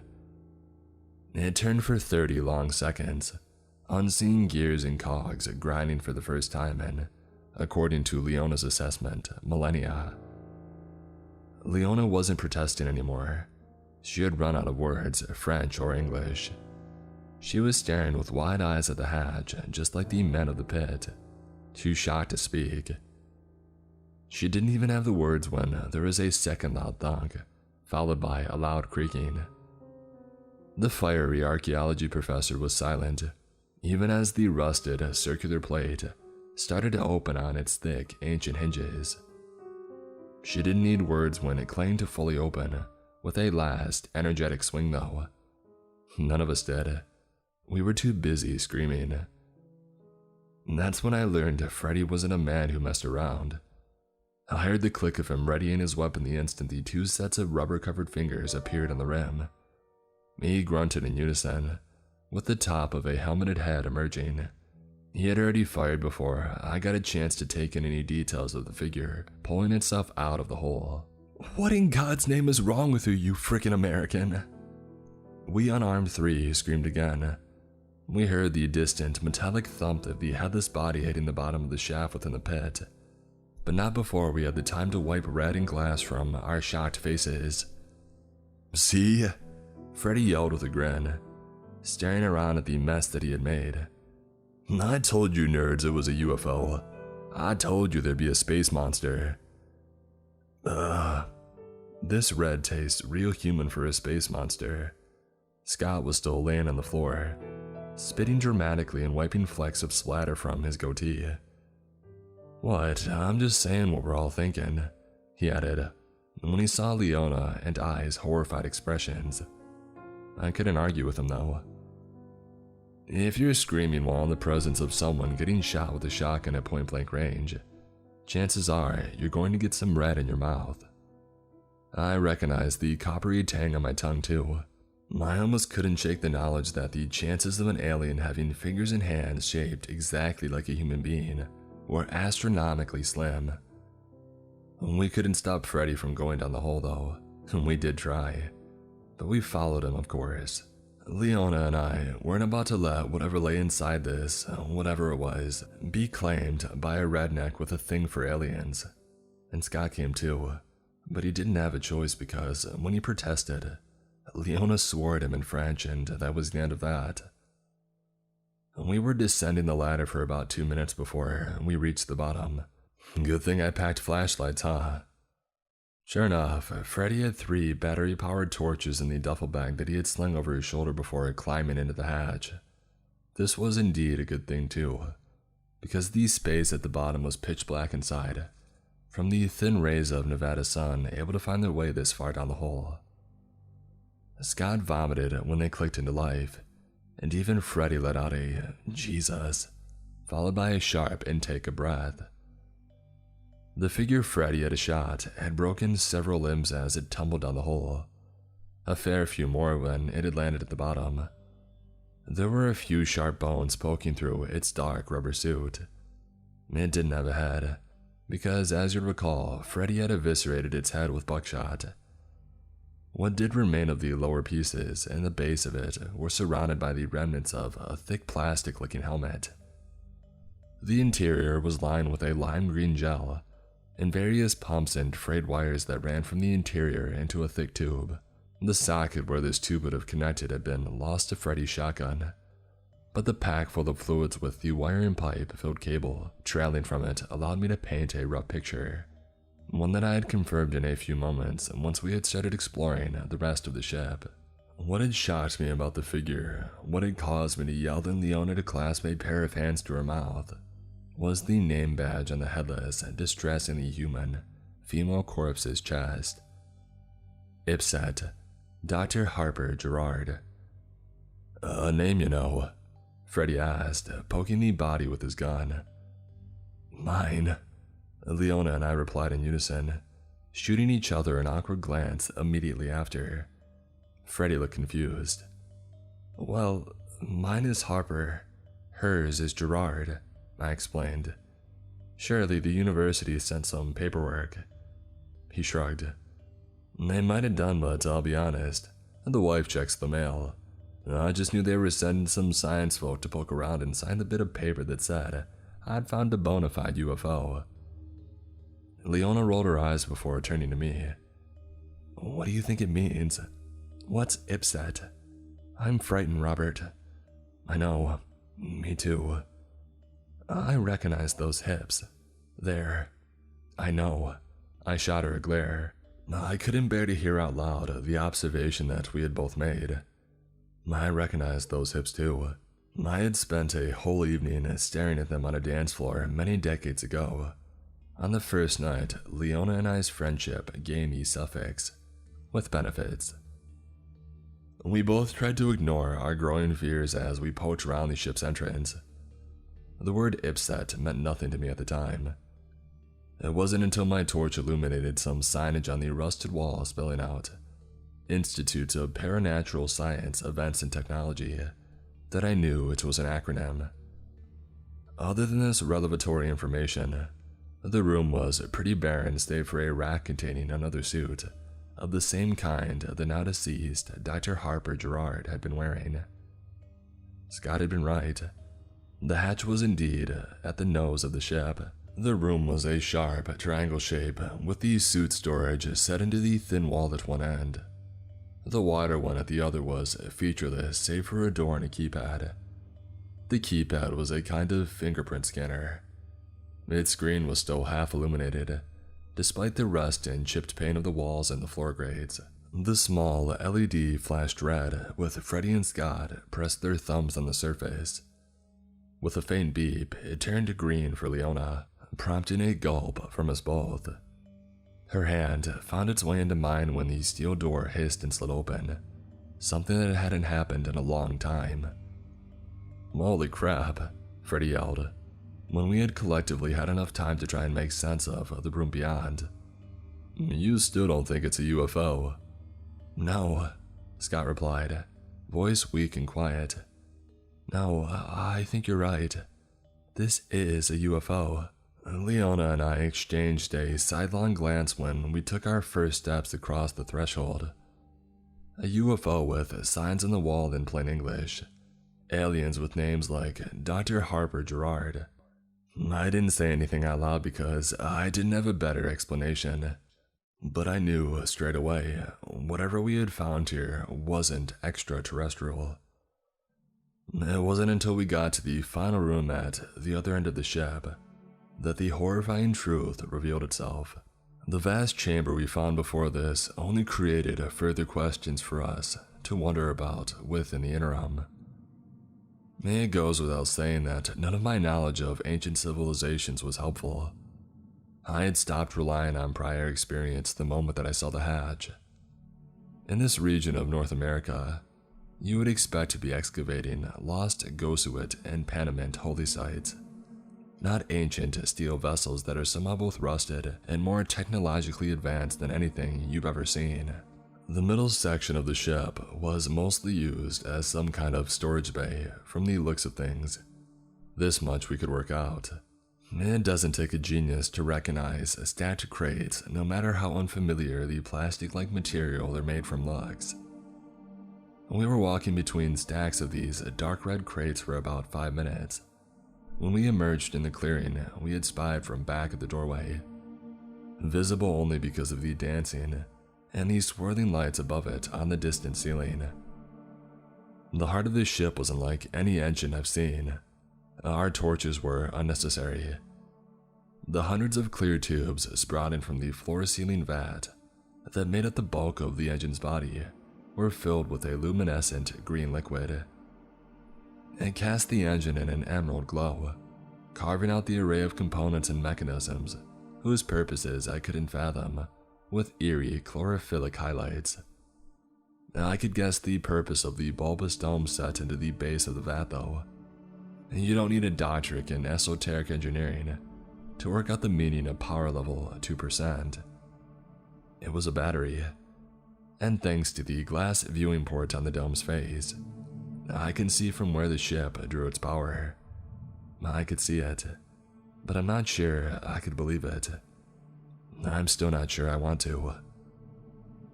There was a man inside, a man wearing a mottled blue mask of the same pearlescent metal as the hatch, although without the rust or corrosion. A man suspended in clear, bubbling fluid, connected to the engine by the glowing tubes that ran from it into the hidden ducts in the ship's ceiling. A man that, as we could hear even through the thick glass and blue steel mask, was screaming. I couldn't tell how old he was. That's why all 4 of us started screaming with him when we saw him. His age kept changing. He was flickering, phasing in and out of existence every few seconds as we watched, at completely random intervals. When we arrived, his body was ancient, wizened and wrinkled and thin, and then he flickered like his body was disrupted by static on an old television set. When he emerged, he was middle-aged, only a year or so younger than Leona and me. After the next flicker, he was a baby, then in his 20s, then a child, then on the cusp of puberty. My God. Freddy was so taken aback he actually lowered the barrel of his shotgun. Scott was somewhere off in the shadows, being sick again. I know the eyes behind those glasses weren't sheepish anymore, unless Scott sobbed and blubbered when he was embarrassed. Leona's grip on my hand tightened. My God, Robert, we have to help that poor soul. Help me find a door. I don't think there is one, I replied, mouth dry. Don't touch it, we don't know what it is.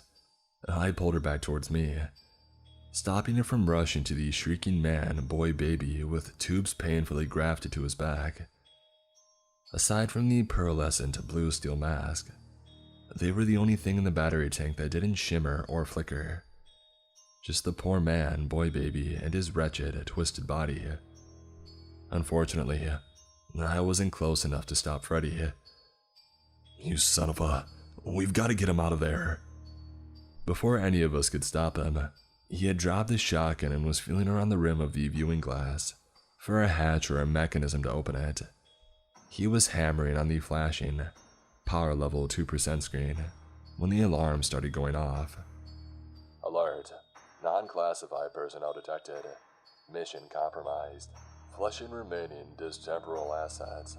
Flushing non-classified personnel. Alert. Non-classified. The darkness around us was pierced now with red as well as emerald lighting. A shrill ringing blasted from hidden speakers, competing with the repeating security message to see which could deafen us first.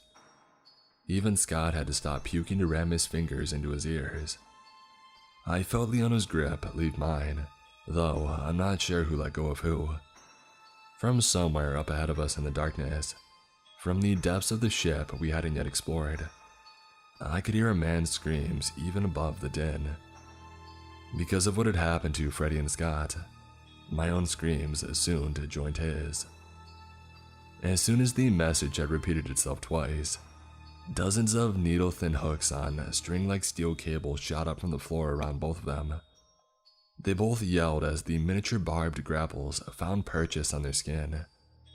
My ears screamed when I had to take my hands off of them, but if I hadn't, I couldn't have held Leona back when the cables retracted.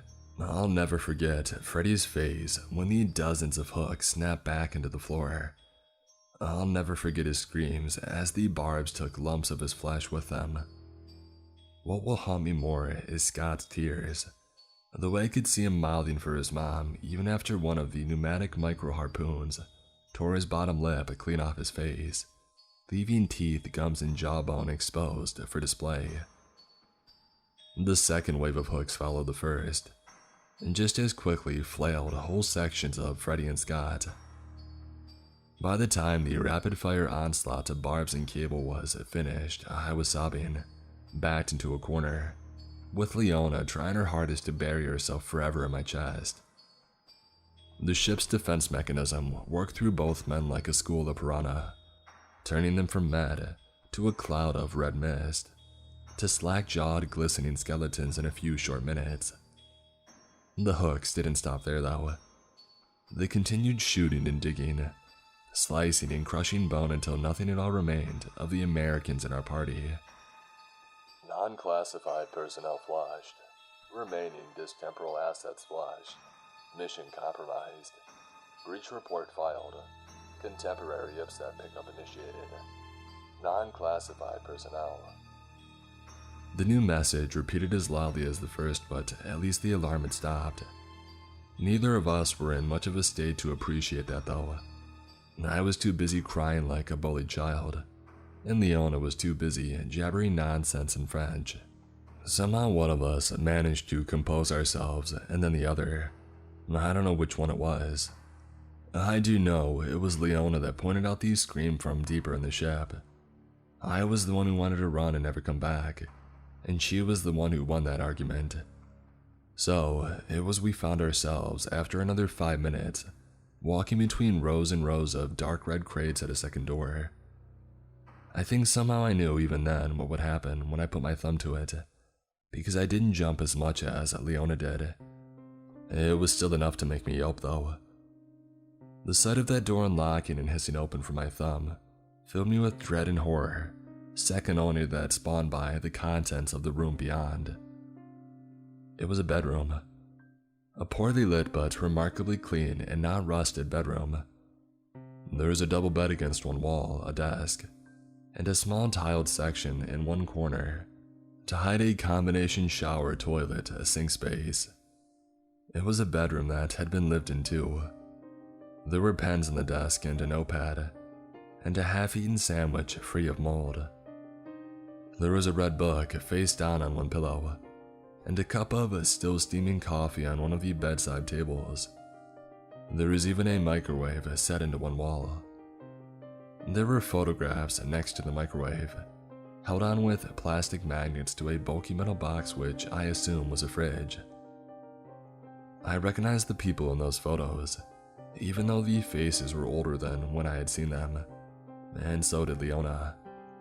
She knew the woman with hair slightly grayer than her own stood with a team of scientists in one, just as much as she knew the same even grayer woman, in a modest wedding dress, stood next to a man I recognized in another. He was in a lot of photos, almost always with her. I knew his hairline, even if there was less of it. I knew the mole on his chin too.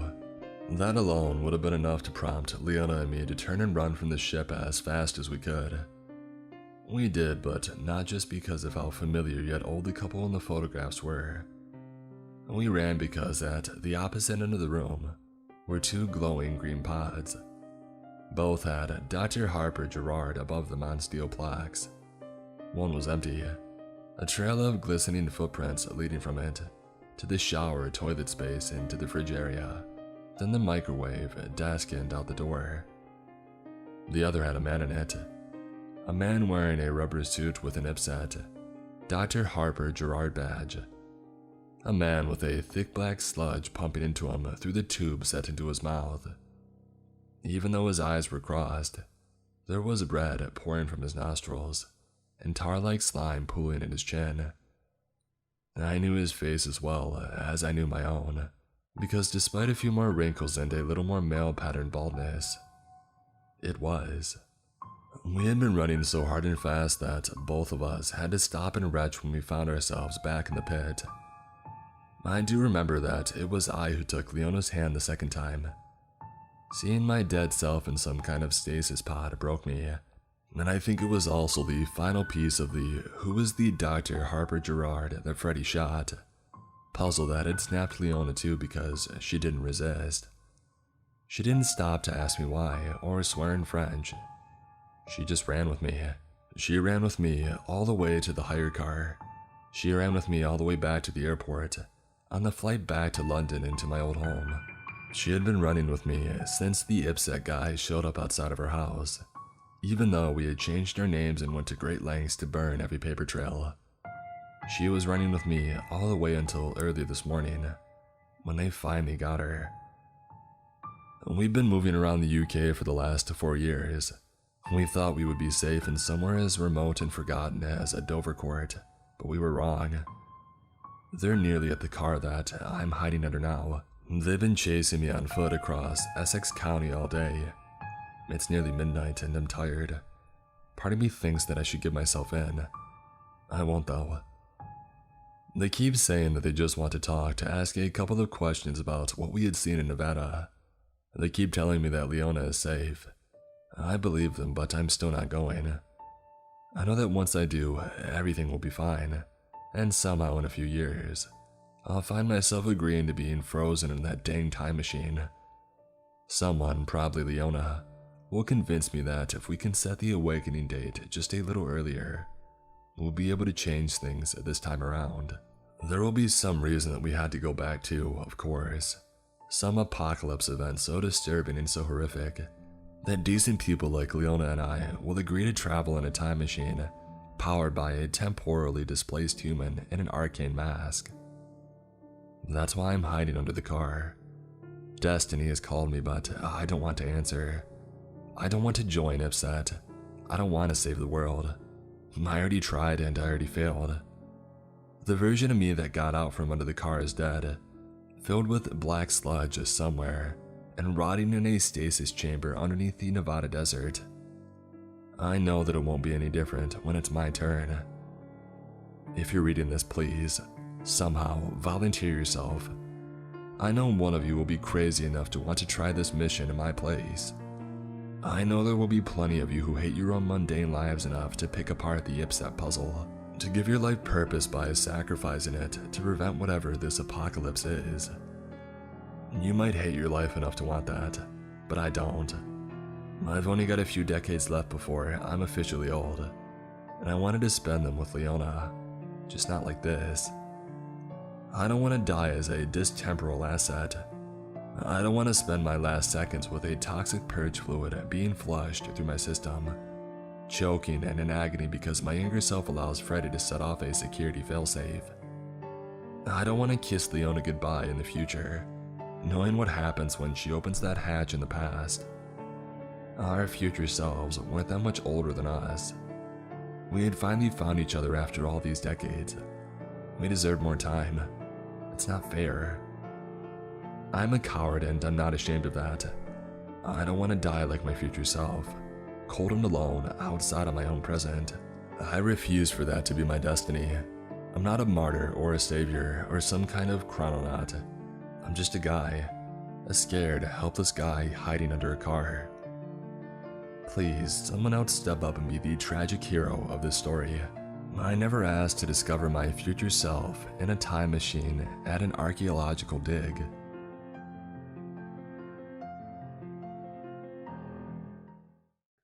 My town's urban legend dates back to the 1600s, and there might be some truth to it. Written by Cryptic Wander.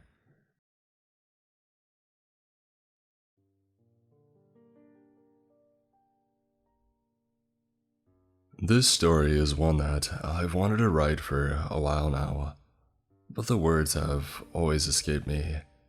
For one, it's true. I know every story is true, haha, very scary. This one, however, is as true as it gets. And as everyone knows, writing a series of incredible events while maintaining credibility is nearly impossible. I do invite and even encourage you to look it up on Google after the story's finished. The second reason I found it difficult is really it's two stories in one. There is a lot of history involved, and though the details differ depending on who tells it to you, my hometown of Biddeford was first inhabited by Europeans in 1616, making it one of the first places to be visited in America. But the general consensus is the load-bearing beam that I will include. Thank you for letting me ramble. Now for the story. I was born and raised in the city of Biddeford, Maine. The city itself is full of somewhat garbage people, but I wouldn't have wanted to grow up anywhere else. I had many wonderful memories, as the beach was an hour walk away, the backyard was sprawling, and the woods that led down to the river were right next to my house. It runs about 135 miles from New Hampshire and splits the towns of Biddeford and Saco, emptying out into the ocean beyond. Most mothers, my own included, did everything in their power to make sure their children didn't go to the water, until 3 people died at the beginning of the year. Now this may sound morbid, and indeed it is, but for good reason. All the children in the cul-de-sac knew bits of information, usually clashing, but I had first heard the full story told by an old man named Rodney. Rodney was an old Native American man who lived down the other side of my backyard. His grandson, Josh, and I would often play games with each other, and we became pretty good friends. Rodney was a good, spirited man, always telling us fun stories about the people from his lineage, and usually scary ones when we would put the tent up out back and camp out for the night. It was one such night that I heard the curse of the Saco River. Back in the year of 1675, Winter Harbor, now known as Biddeford, was well established by the Europeans. The local Sococus natives generally welcomed them, and boats would come and go along the Saco River. One such boat carried 3 white men, who were said to be drunk as a skunk, and meaner than one too. A woman who had given birth to the chief's son was upon one of the islands, carrying the child in tow. They decided to have a little fun and test out a story that they had once heard. It was said that Native Americans could doggy paddle from birth, and they wanted to find out, most likely making a few bets on it. And despite the woman's screams, they ripped the baby from her arms and threw him into the water. Unsurprisingly, the child had drowned. Some say that she went in after him, only to drown herself. Others not. What eventually did happen, though, is Chief Squandro, not to be confused with Squanto, found out and placed a curse on the river. Until the day white men clear the banks, the spirits of the river would take 3 lives a year. Now some say the 3 were killed right there, but regardless, there were no delegations made. In fact, it was said to ignite violence between the tribe and the Europeans, kicking off the War of King Philip. There was a little more to it than that, I'm sure, but it's been about 26 years now, so my memory is a tidbit fuzzy.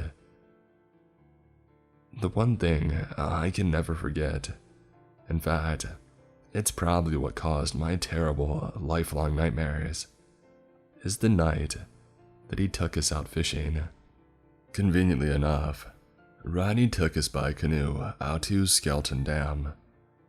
It's a popular place for fishing and swimming. In late summer, the sun is warm, while being shaded by the large forest around it. And as the sun goes down, the sounds of wildlife makes it an unparalleled place to relax. He had paddled us downstream for about an hour when finally, the night came on. We didn't catch a whole lot, and honestly, at 7 years old, I hardly even knew what I was doing. But I had fun with Josh, and Rodney was telling more of his stories of the past. I don't know what time it was, possibly 10 or 11, but fog began rolling across the water. Rodney made a crack about these spirits making their way from the deep, when all the noise from the banks of the shore stopped. There were no insects, birds or frogs to be heard, just the quiet sloshing of water on wood. I don't think we even noticed at first, not until I could see the dead serious look on old Rodney's face. He didn't say it, but he was scared. He said something to the effect of, "Well, we better pack it in." So, we reeled in our fishing poles, and he started the long trip back up the river. Being children, Josh and I didn't really panic. Rodney was experienced in the woods, and though he stayed silent, he didn't much let on that something was wrong. He just kept his eyes forward and worked the oars. This went on for a while. The sounds of nature were still silent, and it seemed as though every small sound from one side of the river to the other. The fog was still present, and it was growing thicker by the minute. I don't know how Rodney didn't get lost, but I assume it wasn't his first time in conditions such as this. The closer that we got, the more we let go of our fear. That is until the crying began.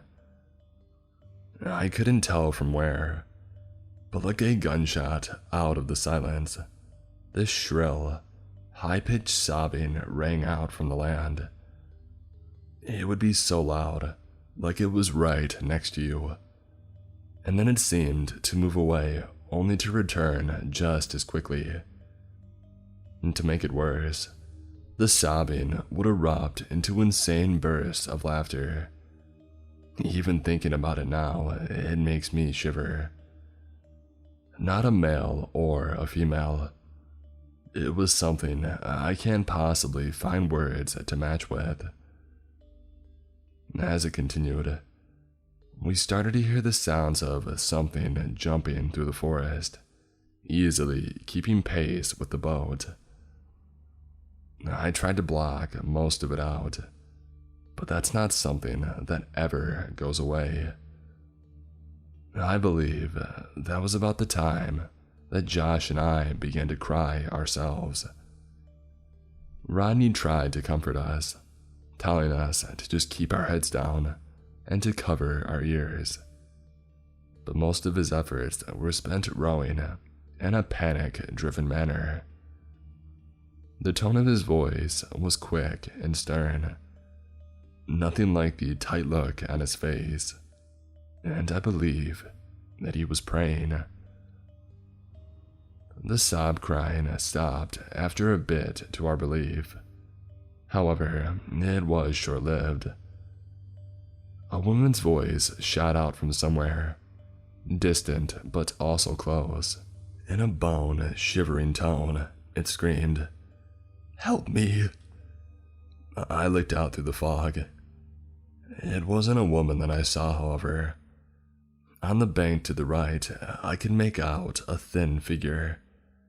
Not too many details were visible, aside from the long horns that sprouted up from its head, like that of a deer. The image quickly melted back into the fog, and it disappeared. Once again, "Help me, please," came from the bank. This time, the opposite one, however, the one closest to us. As this happened, the sound of drums came and quickly crescendoed their way all around us, like that of a dozen or more people playing drums. Rodney told us once again not to look, and steered the canoe away towards the center of the river. Like the idiot kid I was, I looked as large green orbs of light began to appear, along with multiple little men. I say men, but they were all much too short, and the shape wasn't quite right. It was almost like a group of animals were all lined up along the shore, just staring at us, as that ghastly cry for help continued to follow, switching sides from time to time. I'm fairly certain that I soiled myself by then. I don't think I've ever been so scared in my life, including my current age. Unfortunately, our boat trip wasn't quite over yet. The fog was a constant, and it would swallow everything almost as quickly as it appeared. As terrifying as the things on the bank were, at least they couldn't get to us, or so I thought. We must have been pretty close to the boat launch by that point. But before we could get there, the sounds of splashing erupted on all sides of us. The occasional slosh of water told us that there was something around our boat. And it wasn't long until the knocking began. It was soft at first, more like something was rubbing the sides of the canoe, and then it turned into scratching, but they quickly got louder, as if people were pounding their fists against the sides of the canoe. It was getting so bad that I thought we were going to tip over, and poor old Rodney, he was rowing like a madman, the panic on his face as clear as day. He was no longer trying to be silent, and I could even see someone trying to grab and pull at the oars. These sort of short arms that grabbed at whatever they could. Luckily, we finally made it to the boat launch, Rodney practically throwing us on the land. He didn't even bother with our bags or our fishing stuff either. I was somewhat upset the next day, but I can't blame him one bit. We all ran to his truck, still hearing the drums beat all around us, now coupled with the sounds of loud growls. I can't tell you what for sure, but some sort of animals were pacing around the fog on all fours. They kept their distance, thank God, but before we were fully on the road, we were in for one more surprise. The branches and the leaves of the tree off to the left of the truck, they began shuffling. The forest here is thick, so it was hard to see what it was, but some sort of large bird burst through the canopy and shot across the lake. I've never seen anything so monstrously huge in my entire life. Rodney later told me he believed it was a thunderbird. I'm not sure, but the wingspan was anywhere from 20 to 30 feet long. Since that night, I stayed away from the river. In fact, I moved halfway across the country. I can't really tell you a whole lot else from that night. I never got many answers myself. I can tell you, however, that I believe in the curse of the Saco River wholeheartedly, as well as its spirits. Do not go into that river, unless, of course, 3 people have already been found in it.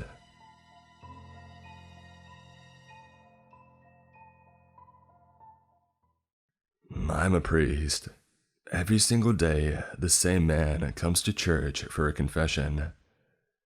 Written by Lady of Hell.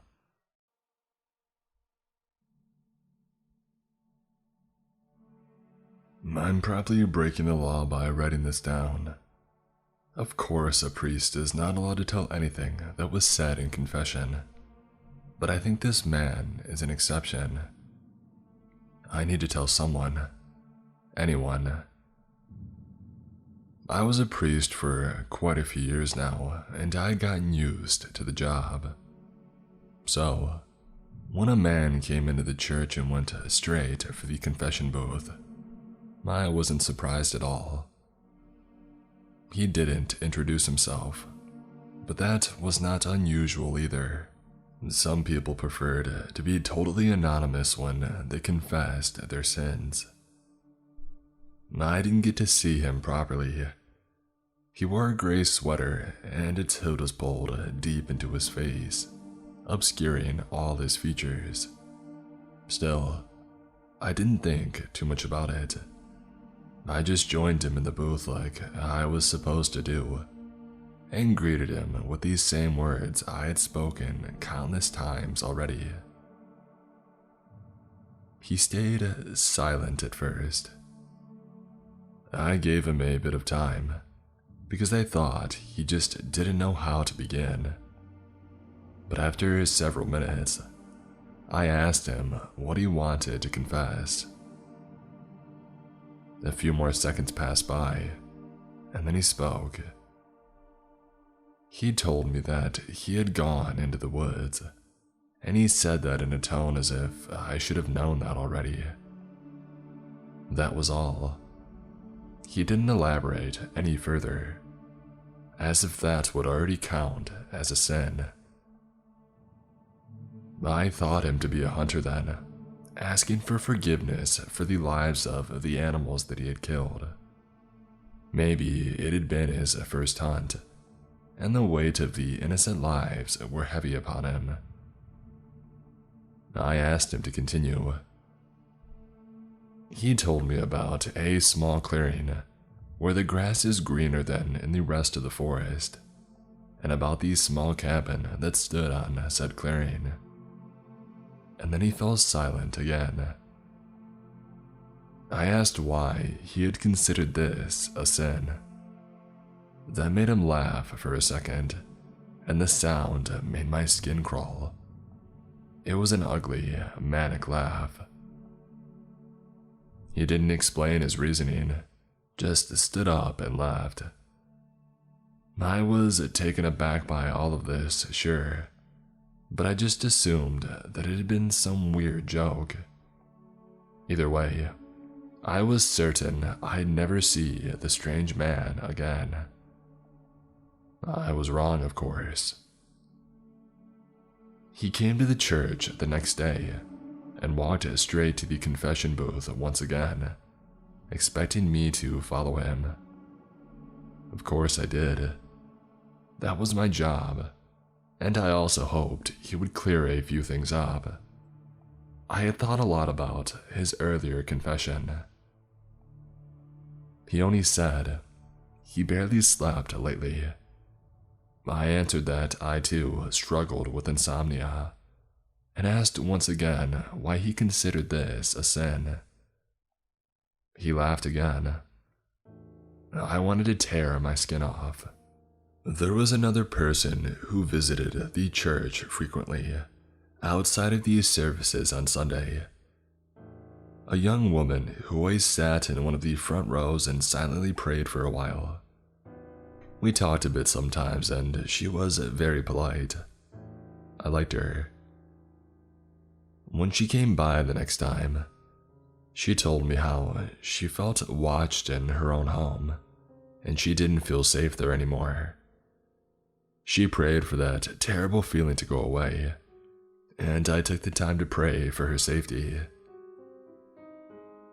The strange man came by every single day, and he always spoke 1 or 2 sentences at most.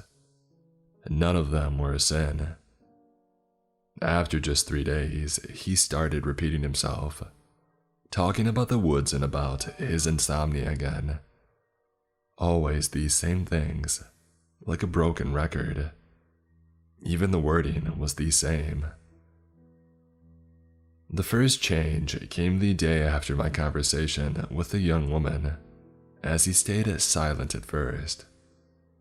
I asked him if he knew her, just because I had had a bad feeling about him. He laughed. I bit down on my lip until I bled. He didn't say a word that day. The man was bad news, and I knew it. His visits were going on for over a week at this point, and I had yet to see his face. He always wore that hood, and he went straight to the booth each time. Sometimes I only saw him in the corner of my eye. There was no pattern in his arrival. I tried coming in sooner or later, but it made no difference. He came by a few minutes after I got there. He seemed to know when he had to arrive to meet me. After his strange reaction to my question, I was even more worried about the young woman. Knowing that a freak like him was out there made my insomnia even worse. I lay awake in my bed, thinking about her. When I couldn't take it any longer, I drove over to her house because I felt like the least I could do was bless her apartment. I hoped that it would make her feel better. She was reluctant to let me in at first. The poor thing. Completely paranoid about something she didn't even know if it was real. She had never seen someone, she had told me earlier, but there had been the most intense feeling of being watched. I explained my intentions, and then she finally stepped aside and let me into the flat. She appreciated what I was going to do, she told me. She would indeed feel safer if someone blessed the house. Then at least she could be sure God watched over her. I intended to begin where the feeling was the worst, her bedroom. It had a single window that faced towards the backyard, and as I stood alone in that room and I looked outside, I saw him standing there. He faced me, though his face was hidden under the hood of his gray sweater, and he stood perfectly still. We stayed like that for several seconds. He began to laugh. The window was closed, but the sound was so loud as if he stood right beside me. I scratched my skin violently. The young woman burst into the room and yelled at me to leave. I tried to ask her if she knew the man, but she didn't let me speak a single word. Just screamed at me that I should get out of her flat and never come back again. She cried and basically shoved me outside. I told her to call the police. She almost slammed the door into my face. She did call the police. They apparently found the suspect and questioned him, but he seemed perfectly sane and not at all likely to stalk someone, and they dropped the case again. There was no evidence after all, The man came to church as always, but after the police had gotten involved, the monotony of his confessions were changed. I remember his words clearly. "Don't try to lock me away, Father," he hissed, and his voice was cold and cruel and oh so angry. "I've been locked away for far too long." The young woman didn't come to church anymore. The monotonous confessions of the man continued, every single day like clockwork. The woods and his insomnia, always told with the same words.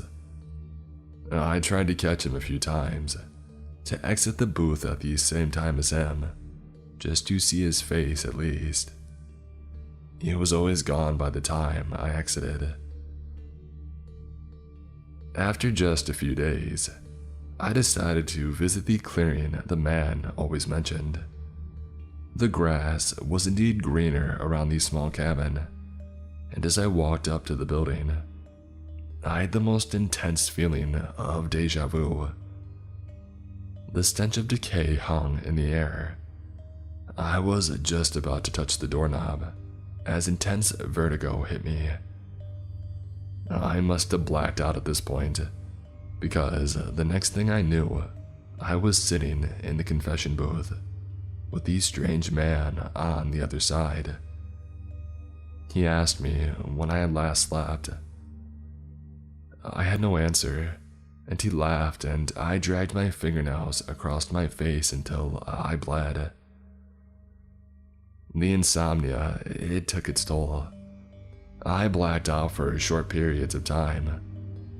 A day later, I found myself kneeling in front of the altar, the gilded chalice with red wine in my hands, and I couldn't remember how I got there. But I remembered that I had intended to pray for the young woman, and I did just that. And then I rose the chalice to my lips and I drank. The wine tasted off.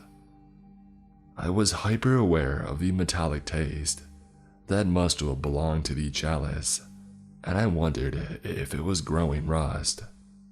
My prayers had no use though. I had heard from another church member that the young woman had gone missing. I knew that she was dead, and I knew where she was buried, but I had not a single piece of evidence, and I didn't want to raise suspicion about myself, so I never called the police. God would judge the strange man, I told myself. He could not escape his punishment.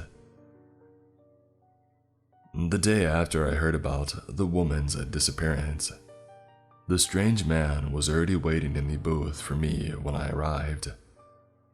There was no visible clue that he was in there, but I was sure about it.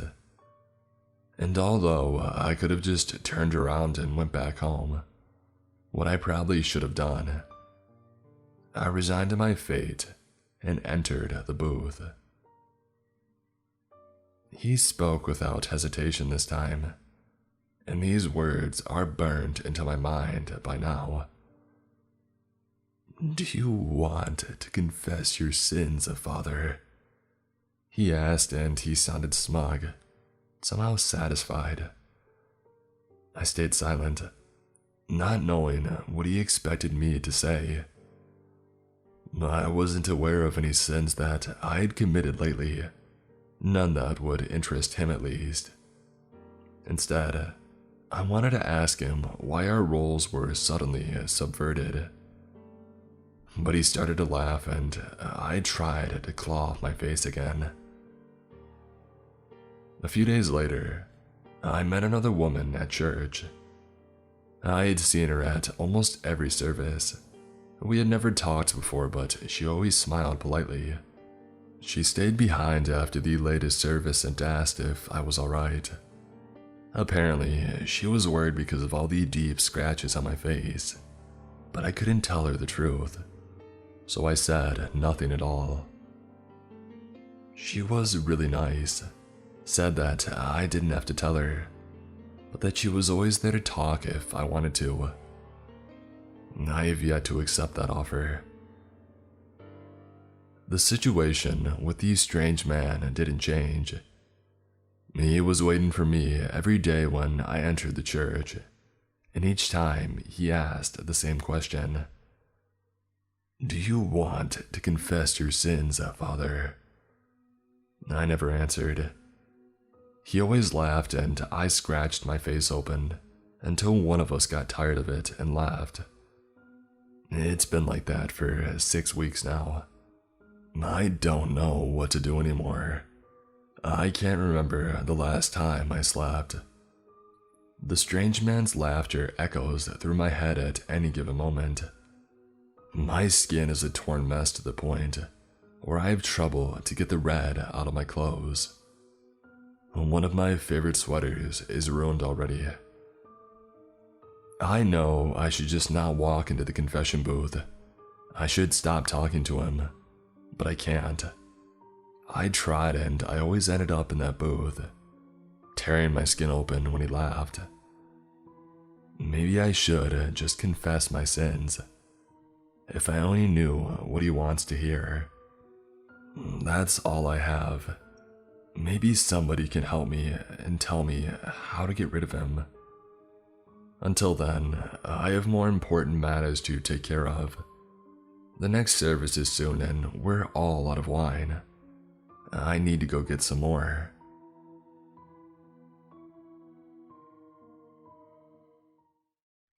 Thank you all for tuning in for today's stories. I hope you're all having a wonderful October. We're in the final stretch before the best holiday of the year, and I hope you're as excited as I am. I would like to also extend a big thank you to today's sponsors, Shudder. To try Shudder free for 30 days, go to shudder.com and use promo code Mr. Creeps. And Wondery. You can listen to amazing podcasts 1 week early and ad-free by joining Wondery Plus and the Wondery app. Wherever you may be in the world, I hope you have an amazing day or night. It won't be long now until Halloween, so it's more important than ever to make sure to stay creepy.